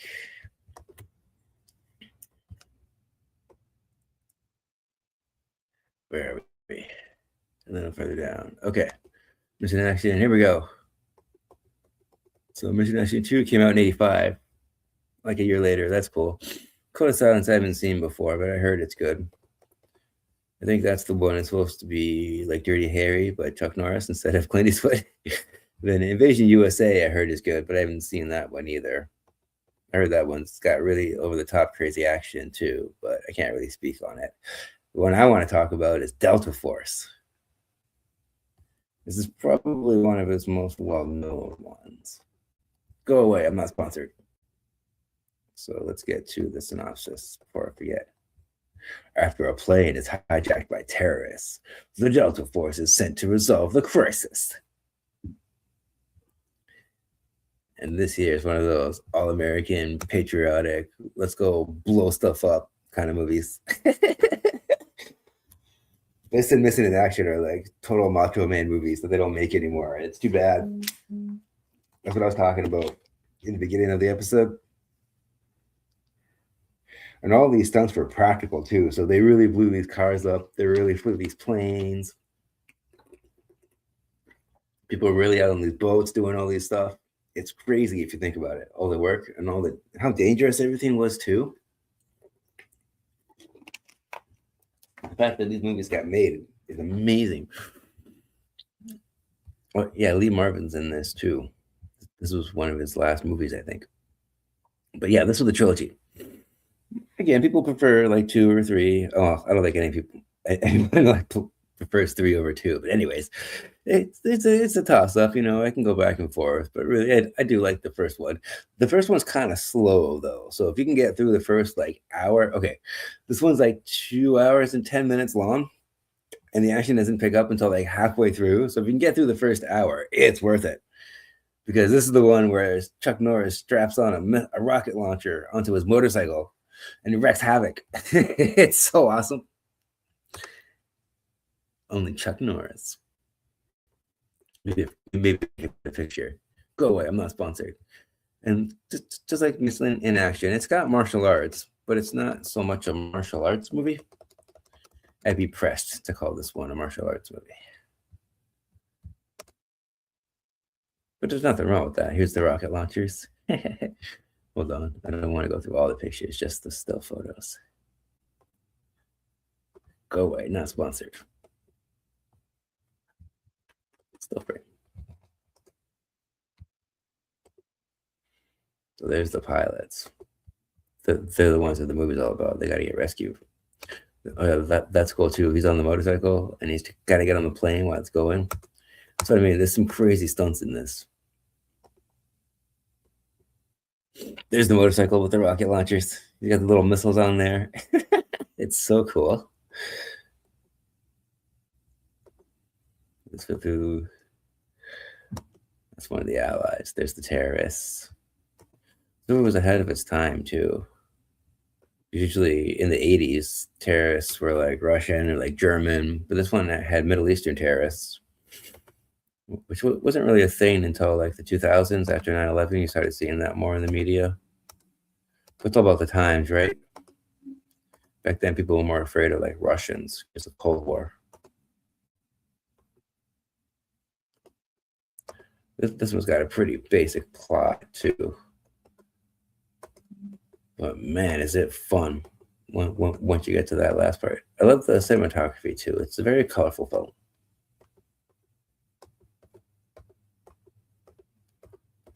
So yeah, here's a few pictures. Some of the people on the plane, the rescue. Chuck Norris on his motorcycle again. There's the pilot.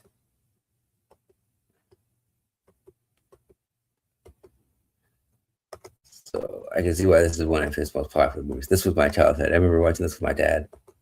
The same with Mission in Action.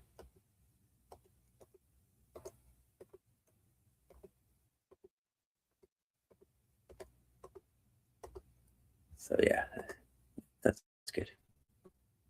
I don't want to give too much away because there is a few surprises here or there. Oopsie, didn't mean to do that. No comments? Okay, cool. So yeah, highly recommend Delta Force if you haven't seen that one. I think this is the movie that Airplane might be making fun of too. I'm not sure exactly, but I know this is an airplane movie that says a disaster movie, and there's a lot of scenes on the plane. Like the first hour of the movie is on the plane with the hostages and stuff. What year did this come out? This was. Okay, that's right here. This came out in 1986. Delta Force. The Airplane was in the 70s. Oh, so Airplane came out after this, but okay. Before. Okay, then I'm wrong on that. But yeah, Delta Force came out in 1986. It was directed by Menon Golan.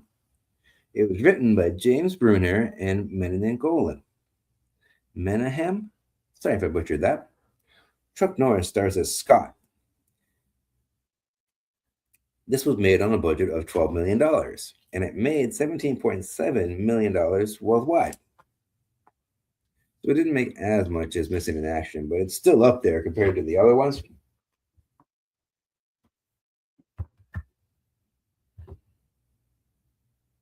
And again, the car chases actually are the highlight here, especially that motorcycle. Awesome. Talk about badass. But yeah, that's Delta Force. Moving on. Keep forgetting to hold down. There we go. Go away. Not sponsored.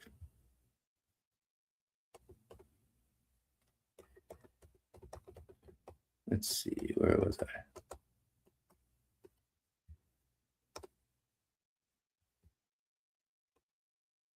Okay. Let me just get my bearings. Where are we? Okay, here we go. Delta Force, 1986. Cool. Moving on. There's Chuck Norris Karate Commandos. That was a TV show. I never watched it though. I actually just learned about that when I was doing my research about Chuck Norris. So I gotta try and find that. Then there was Firewalker. This is like an action adventure comedy type of deal where it's Indiana Jones, but Chuck Norris. There's Mission in Action 3, 88. Sorry, Firewalker was 86. But the next one I want to talk about is Hero and the Terror, 1988.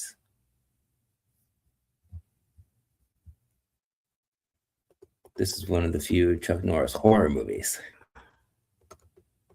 Here's the poster.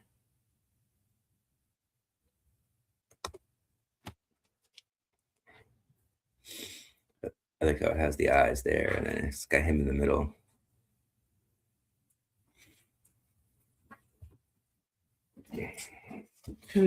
So he did a horror movie. Yeah, he's got a couple of them. There's another two that I couldn't watch, but I'll talk about it a little bit later.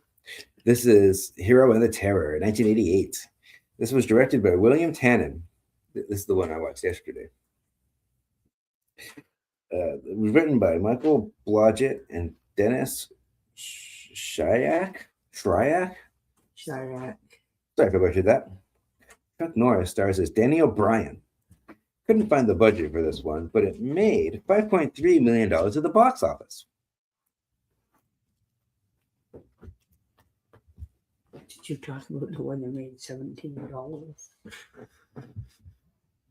No. Yeah, I did. Get there and put on that. Yeah, I changed it. Oh. Okay. I thought we were going to mention that for some reason it says it only made $17. Yeah, there was one movie. It was Eye for an Eye. For some reason, IMDb has the budget. I mean, the box office is $17. So I looked into it further. Other websites said 9.4 million. So I just thought that was weird. I'd never seen that before. But anyways, here's the plot for Hero and the Terror. Thank you. I forgot to mention that. That's okay. I just thought it was funny. Eye for an Eye is so good. I'm biased as hell though, because San Francisco.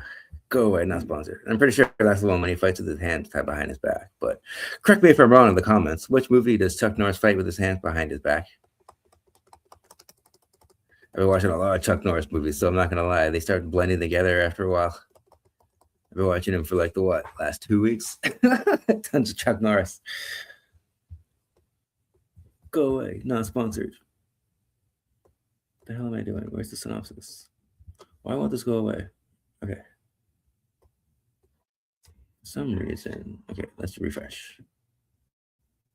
Because that ad is pissing me off. Hey, there we go. I can see the screen. There we go. I can actually scroll. Okay, here's the synopsis.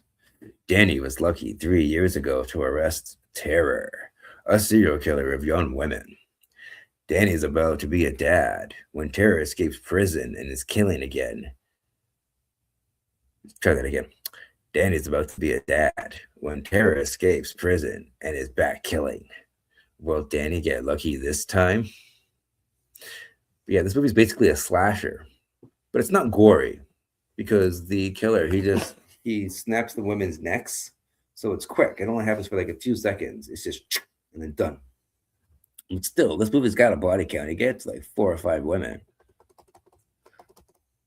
So he's basically following the serial killer, trying to catch him because he caught him before. And then the killer escapes, right? It's got this cool scene where the killer pushes this like Volkswagen van off of a cliff. It's one of those practical stunts, so you can see it rolling down the hill the whole time. It's so cool. Some of these stunts are mind-boggling.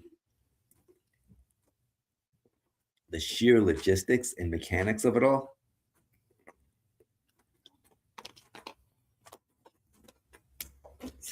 And this one is less of a martial arts film too, and more of like a psychological thriller / horror movie. So let's get some pictures. Let's see who plays Terror. Simon Moon is Jack O'Halloran. He's so good. This guy's massive. So he makes Chuck Norris look tiny, which is saying a lot.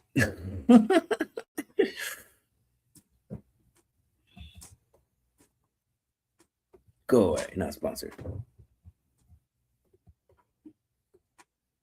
Okay, let's just get some still frames. So, nice, sweetie. There's Terror. Chuck Norris has these nightmares about this guy. It's very atmospheric, too. It's really creepy, some of these scenes. Oh, you got your obligatory angry workout scene. He's got to have the angry workout scene. There's one of the victims there. You can really see he's haunted to this. This has some of his best acting, too. I give credit where credit's due. In the earlier movies, you can see him trying to figure out acting in real time, and it's kind of funny. But as it progresses, you can see he gets more comfortable in front of the camera. And he's more deep, like you can see here. You don't need to have a lot of dialogue to know what he's thinking. So much improved. And like I said, the martial arts is there, but it's not as prevalent.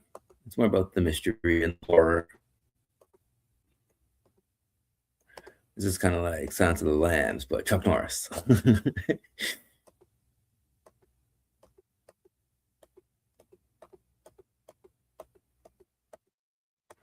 That's all we got for pictures. Okay. So here's the terror guy. That's the best picture I could find.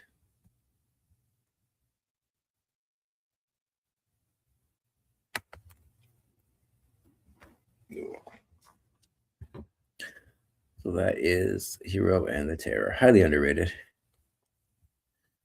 I try to give a little bit of variety too with this list. Let's go back to Chuck Norris. Let's see if there's any comments. No comments. Okay, moving on.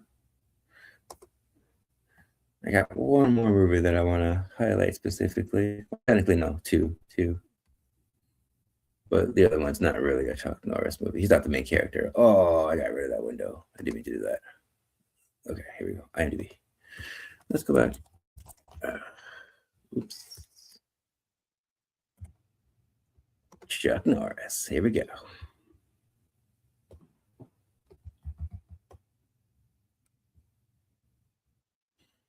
So yeah, like I was saying, The Terror is all about atmosphere and acting.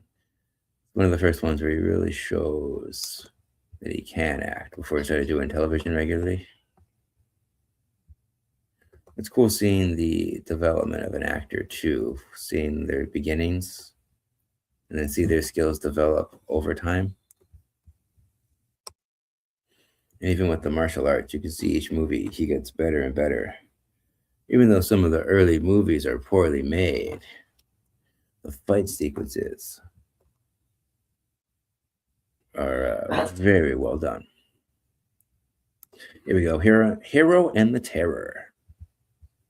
Then we got Delta Force 2, came out in 1990. The Hitman, I heard is good, but I haven't seen it, so I can't really talk about it. That's supposed to be really good. I heard The Hitman's really good, but again, I wasn't able to find it, so I couldn't watch it in time. That came out in 1991. Here we go. This was one that I grew up with. This is one of the first Chuck Norris movies I saw. Sidekicks, 1992. This is the final film I'm going to get into. And then to kind of briefly go over some of the other movies.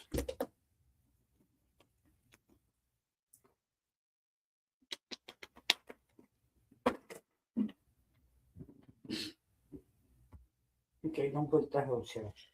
So, Sidekicks. This movie is basically a Karate Kid, but Chuck Norris. I love it.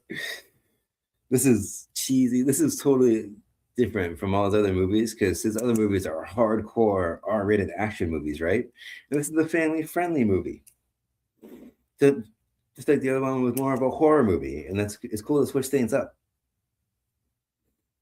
There's another one. I think I missed it. I think I mentioned it. Silent Rage. I wanted to see that one, but I wasn't able to watch it, unfortunately. So, anyways, Sidekicks was directed by Aaron Norris, who's his brother, by the way. It was written by Don Carmody, James McInville. Sorry if I butchered that. And Linda McInville.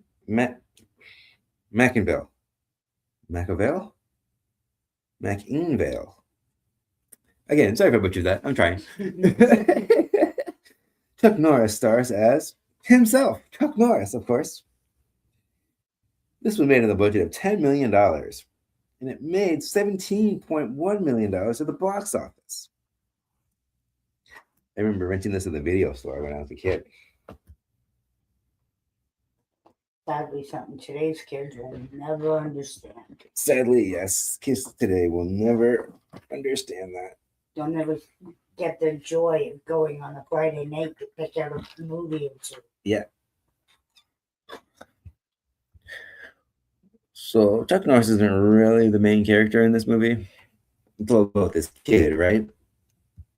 And she's a huge Chuck Norris fan. So here, I'll just read the synopsis. A bullied teen who fantasizes about being Chuck Norris's sidekick trains in martial arts to fulfill his dreams. And this movie is basically a tribute to Chuck Norris. So you can see the love put into this movie because his brother helped make it too. And I've heard different stories, but reportedly, Chuck Norris was in this as a favor to his brother. Like he didn't want to do it at first because he kind of thought it was corny. And I admit, most of this movie is pretty cheesy. It's pretty corny. This movie's so 90s. But man, is it ever fun. It's kind of like that cartoon Doug, when the kid has the fantasies and then you go into his head. And then Mako stars as the guy trying to train the kid in karate. Well, martial arts. More than just karate. See, there's some of the training there. And then you got the brick breaking. The brick break is cool. The chronic tournament at the end is one of the best parts. Then we got I think his name's Joe Piscopo. Popo Bridges plays the kid's father. The kid is Jonathan Brandis.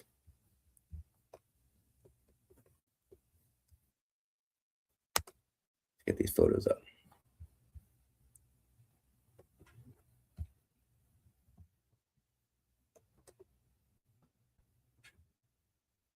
Okay.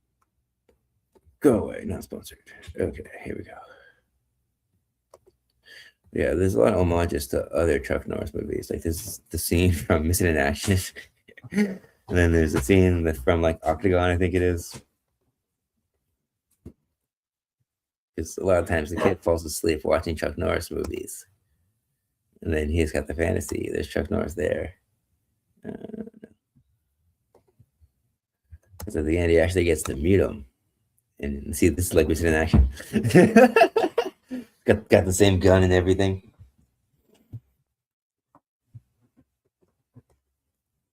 And he's just trying to impress the girl. The coach gives him a hard time. He teaches them how to climb a rope, which is really cool.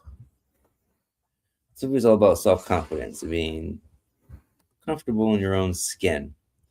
This is a reference, I think, to Lone Wolf McQuade or Walker Texas Stranger. Actually, I think that was later because I haven't mentioned it yet. There's Brandis. That scene's really cool. The nunchuck scene.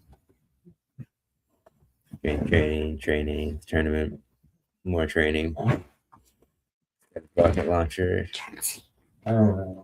There's Mako there. Yeah, there he is. Sidekicks.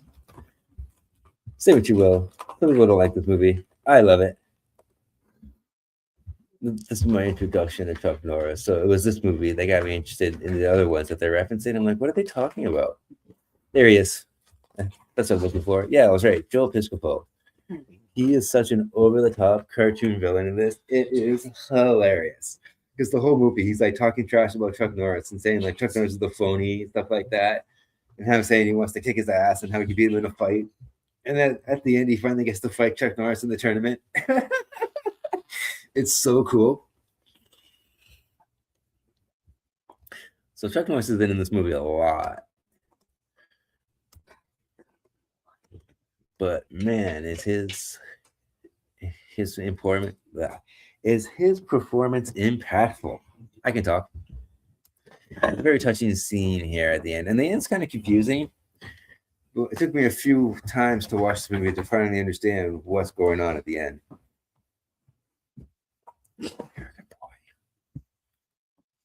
So this is just a sweet, wholesome, family-friendly martial arts movie. If you like movies like Three Ninjas or The Karate Kid, then this movie will be definitely up your alley. See, he's reading this magazine, Black Belt magazine. And he's got asthma, so he's got confidence issues. So it's cool how they address stuff like that too, how to be comfortable like in your own skin and how to deal with like your personal issues. Some people have health issues they got to deal with. It was all about discipline and self-defense. And there's that ideology about finding yourself, like that self-discovery aspect to it all.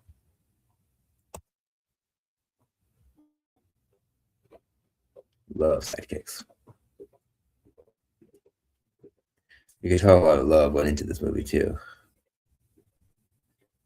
How they recreate a lot of the scenes. Let's get that poster up one more time.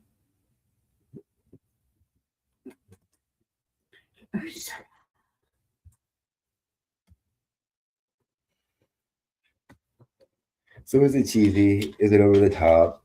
Is this like a live action cartoon? Yeah, but I don't care. I love it. It's great.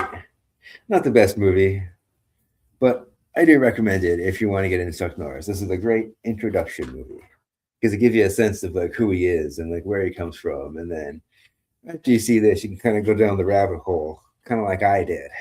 You can discover all these other movies that I grew up with.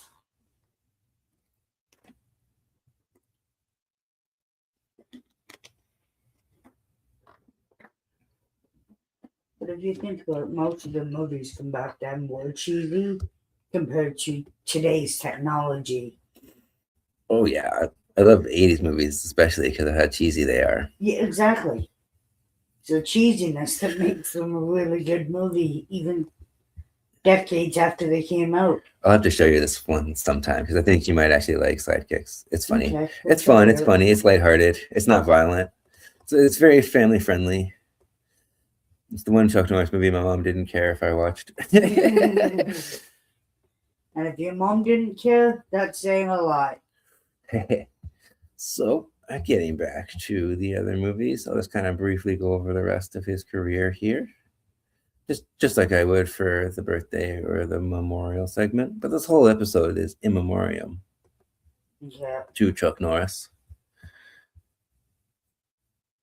So let's get back to where we were. Really, I just wanted to highlight his early career because that was his peak right there, the 80s and the early 90s.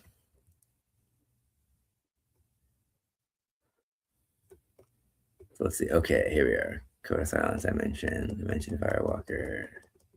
Sidekicks, here we go. Okay. Hellbound. That's another horror movie that he was in. It's kind of like End of Days, but Chuck Norris instead of Arnold Schwarzenegger, she goes to Israel to solve a murder of a rabbi, and then he ends up fighting a demon. So it's cool, but I haven't seen it in a while, so I wasn't able to talk about it. Uh-oh, too fast. We got Walker, Texas Ranger 3, Deadly Reunion. What is this? Is this a movie? Yeah, it's a movie. Okay. I know there was a few Walker, Texas Ranger movies. I didn't know there was any Walker movies. Oh yeah, they came out straight to TV. Made for TV movie.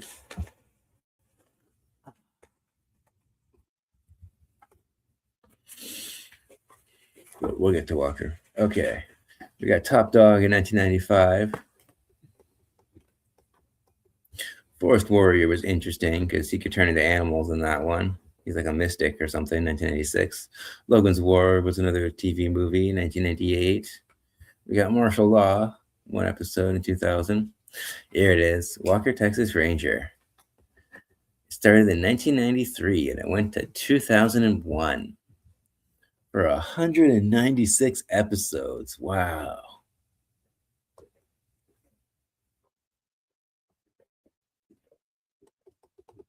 I used to watch this with my mom.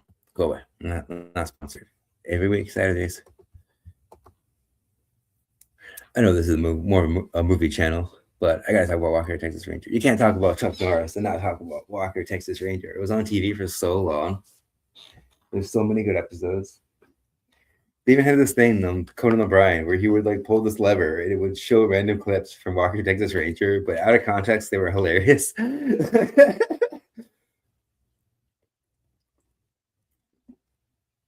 If you grew up in the 90s, you know what I'm talking about.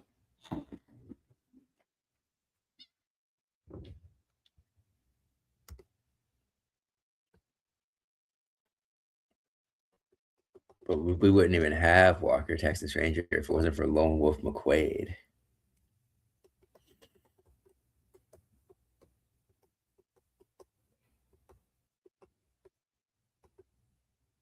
So that's a lot of pictures. I'm not going to go through all these pictures, obviously. We are not going to do that. 878 pictures. Nope. Even the still frames, 800 still frames. Wow. Okay. We'll just go through a few.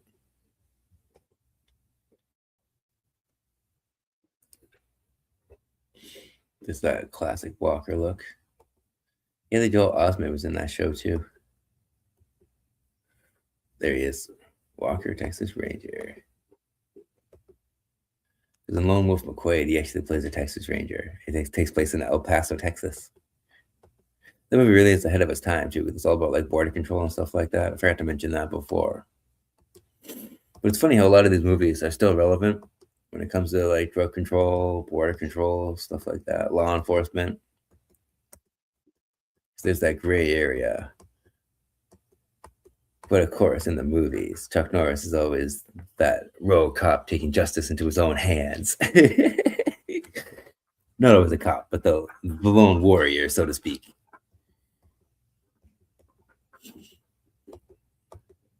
This was a really good show, though.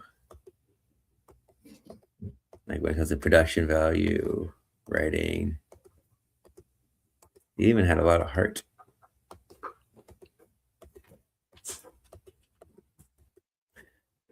Most people, when you say Chuck Norris, probably think Walker, Texas Ranger. This is one I wouldn't mind rewatching this, actually. I haven't seen this show in so long. But yeah, I just wanted to do that. Just wanted to kind of briefly mention it, show some pictures, give you a sense of Chuck Norris in all his prime, in all his glory. Go away, not sponsored. I didn't mean to click it. Make it go away. Go back. Okay. Where were we? Ooh, too far.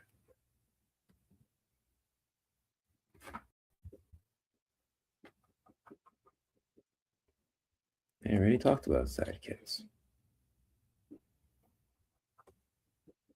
Ugh, what is going on here? Okay. Chuck Norris. Here we go.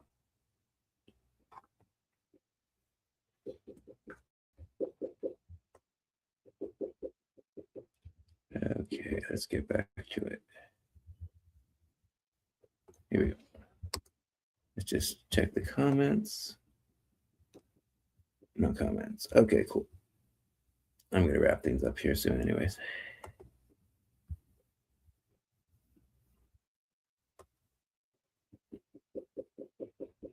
So let's see, where was I? There we go, Walker, Texas Ranger.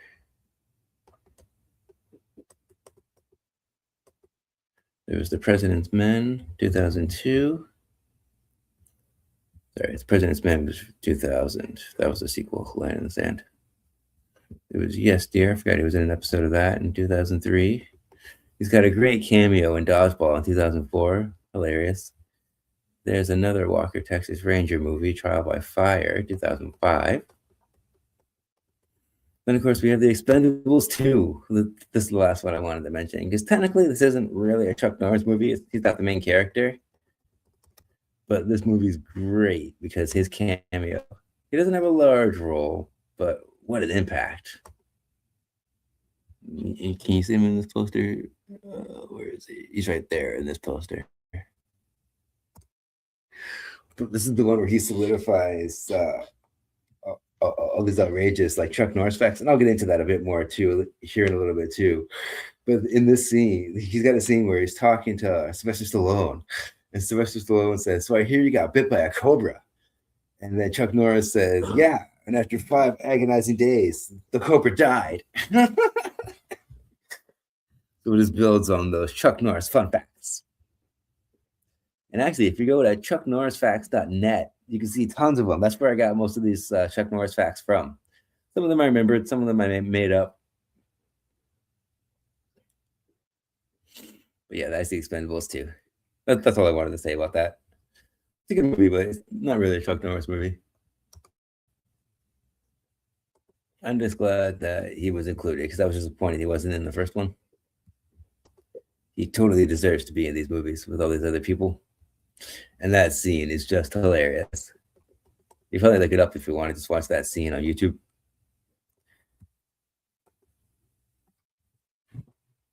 So yeah, that was 2012. And they got all these commercials. I don't know what these are. He was in Goldberg's. That's a funny show. Lots of commercials. Hawaii 5-0. Come on. There we go.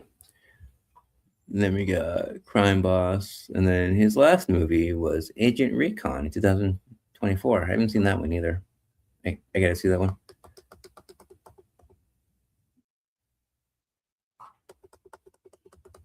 So that is the career of Chuck Norris. Let's get his picture back up here.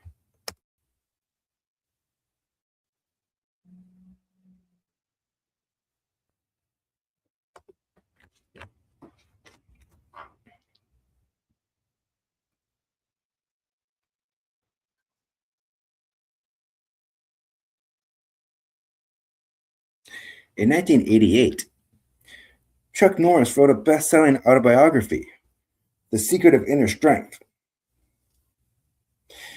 And he's been actively involved in charitable causes such as Make-A-Wish Foundation and the United Way. He also helped create the Kick Drugs Out of America Foundation. And he created the Kickstart Kids Foundation in 1990, which was a nonprofit organization targeting at-risk youth for martial arts education. And this is all before Kickstarter.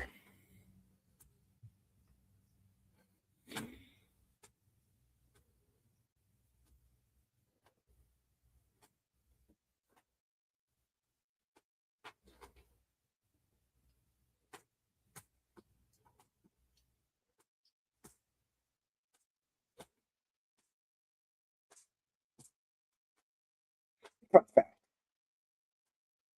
Chuck Norris doesn't do push-ups. He pushes down the earth.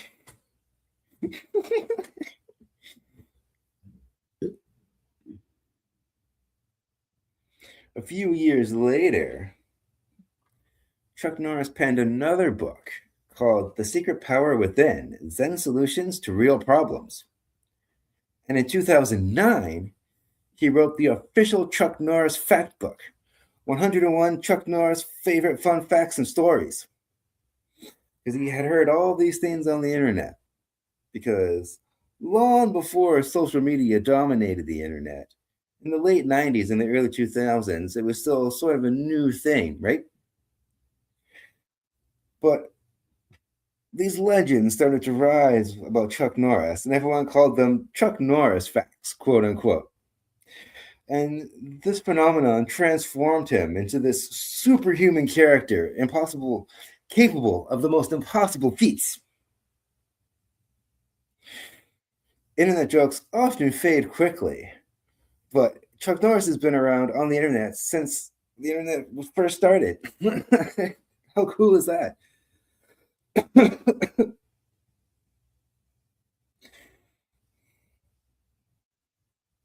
Just think, memes all started with Chuck Norris.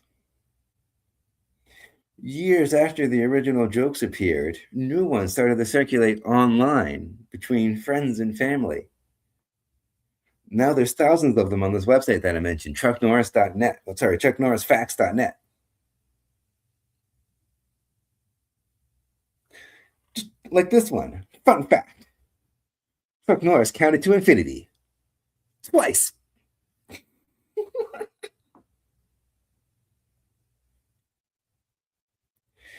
These exaggerated one-liners became a part of internet folklore, keeping the martial artist's larger-than-life toughness alive in the digital age. Comedians, television hosts, and movies all began referencing these jokes and Chuck Norris in general as the ultimate action hero. He's the guy you called when all the other action heroes had already lost. The most notable internet sensation is probably The Ultimate Showdown by Lemon Demon in 2006.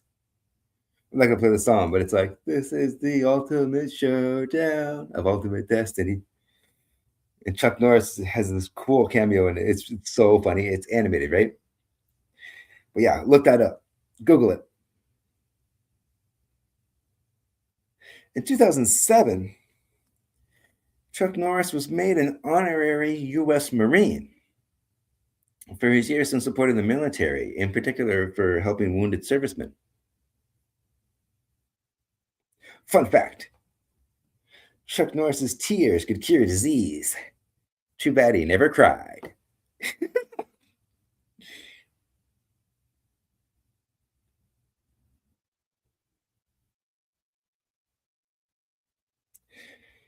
So, for martial artists, Chuck Norris represents a generation when tournament karate champions crossed into cinema and helped introduce martial arts to a Western mainstream audience.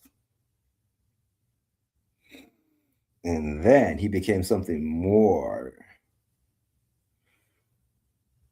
Partially because of the internet, partially because of how over the top and just awesome his movies are. But unfortunately, he did pass away in Hawaii at the age of 86 on March 19th because of a sudden medical emergency. His family hasn't said officially what the cause of death was. They want to keep the cause of death private. So I couldn't really find on the information about that. I do apologize. But I want to give a moment of silence for Chuck Norris, please, and thank you.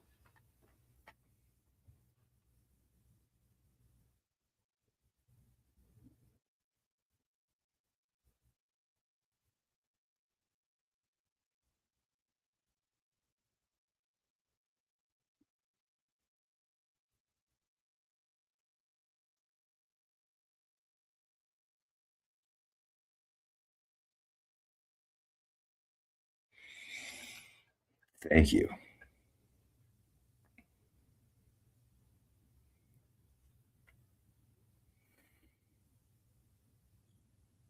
In life, legends fade, heroes retire.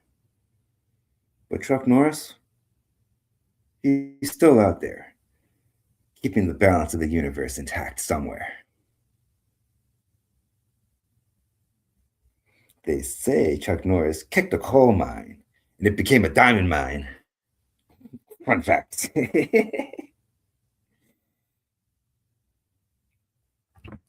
So, where am I? If anybody hears of his cause of death, let us know.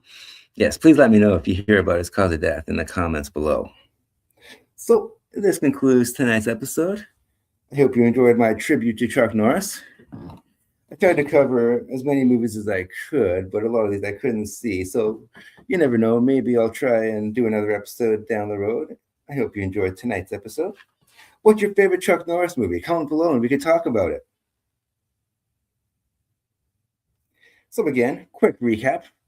The movies that I recommend if you want to get into Chuck Norris are The Way of the Dragon, 1972, The Octagon, 1980, An Eye for an Eye, 1981, Lone Wolf McQuade, 1983, Missing in Action, 1984, The Delta Force, 1986, The Hero and the Terror, 1988, and Sidekicks, 1982. So really, if you're going to watch these movies, I'd recommend watching it in that order because Sidekicks is the great sum up of the stuff that you saw before that. A good little recap of his career, and it's a nice tribute to Chuck Norris too.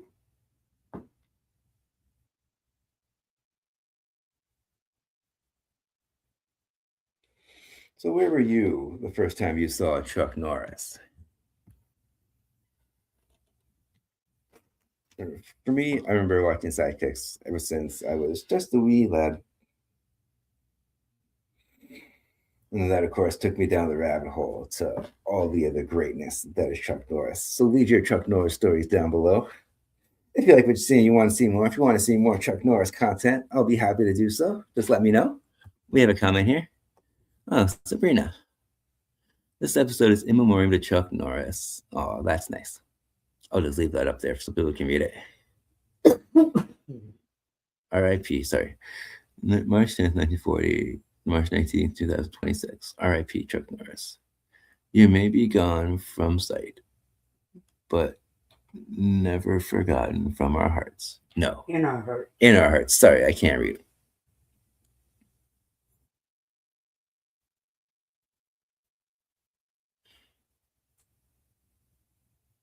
So I think I've pretty much covered everything I wanted to say about Chuck Norris. Truly one of a kind. Mm-hmm. A legend.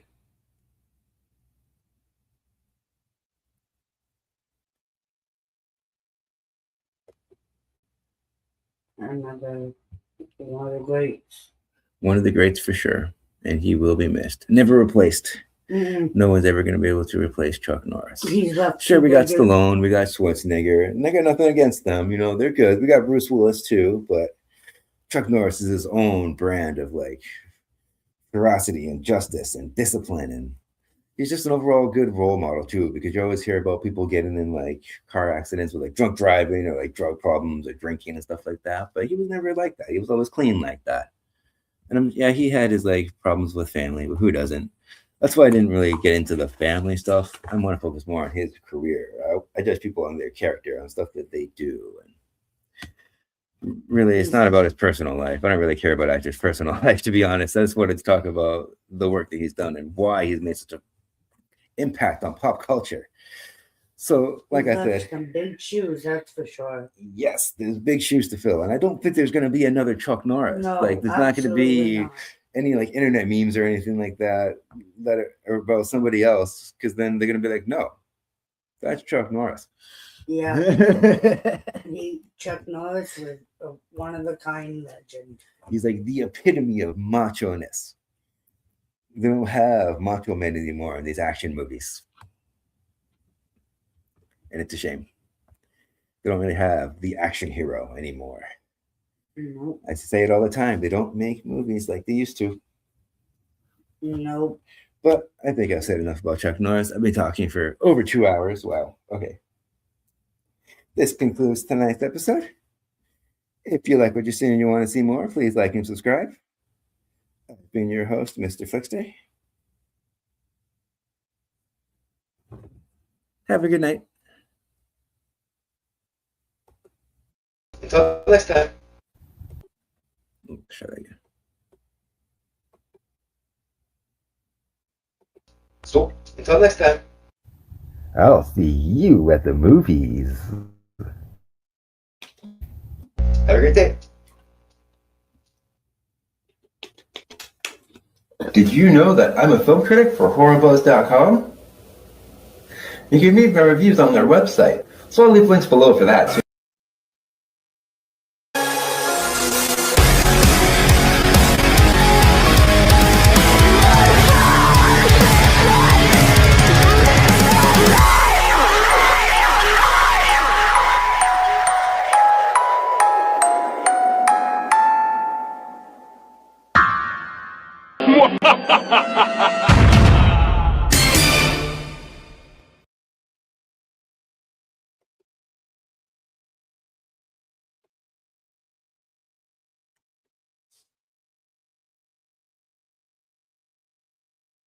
And remember, Chuck Norris doesn't need to be worthy of Thor's hammer. The hammer needs to be worthy of Chuck Norris.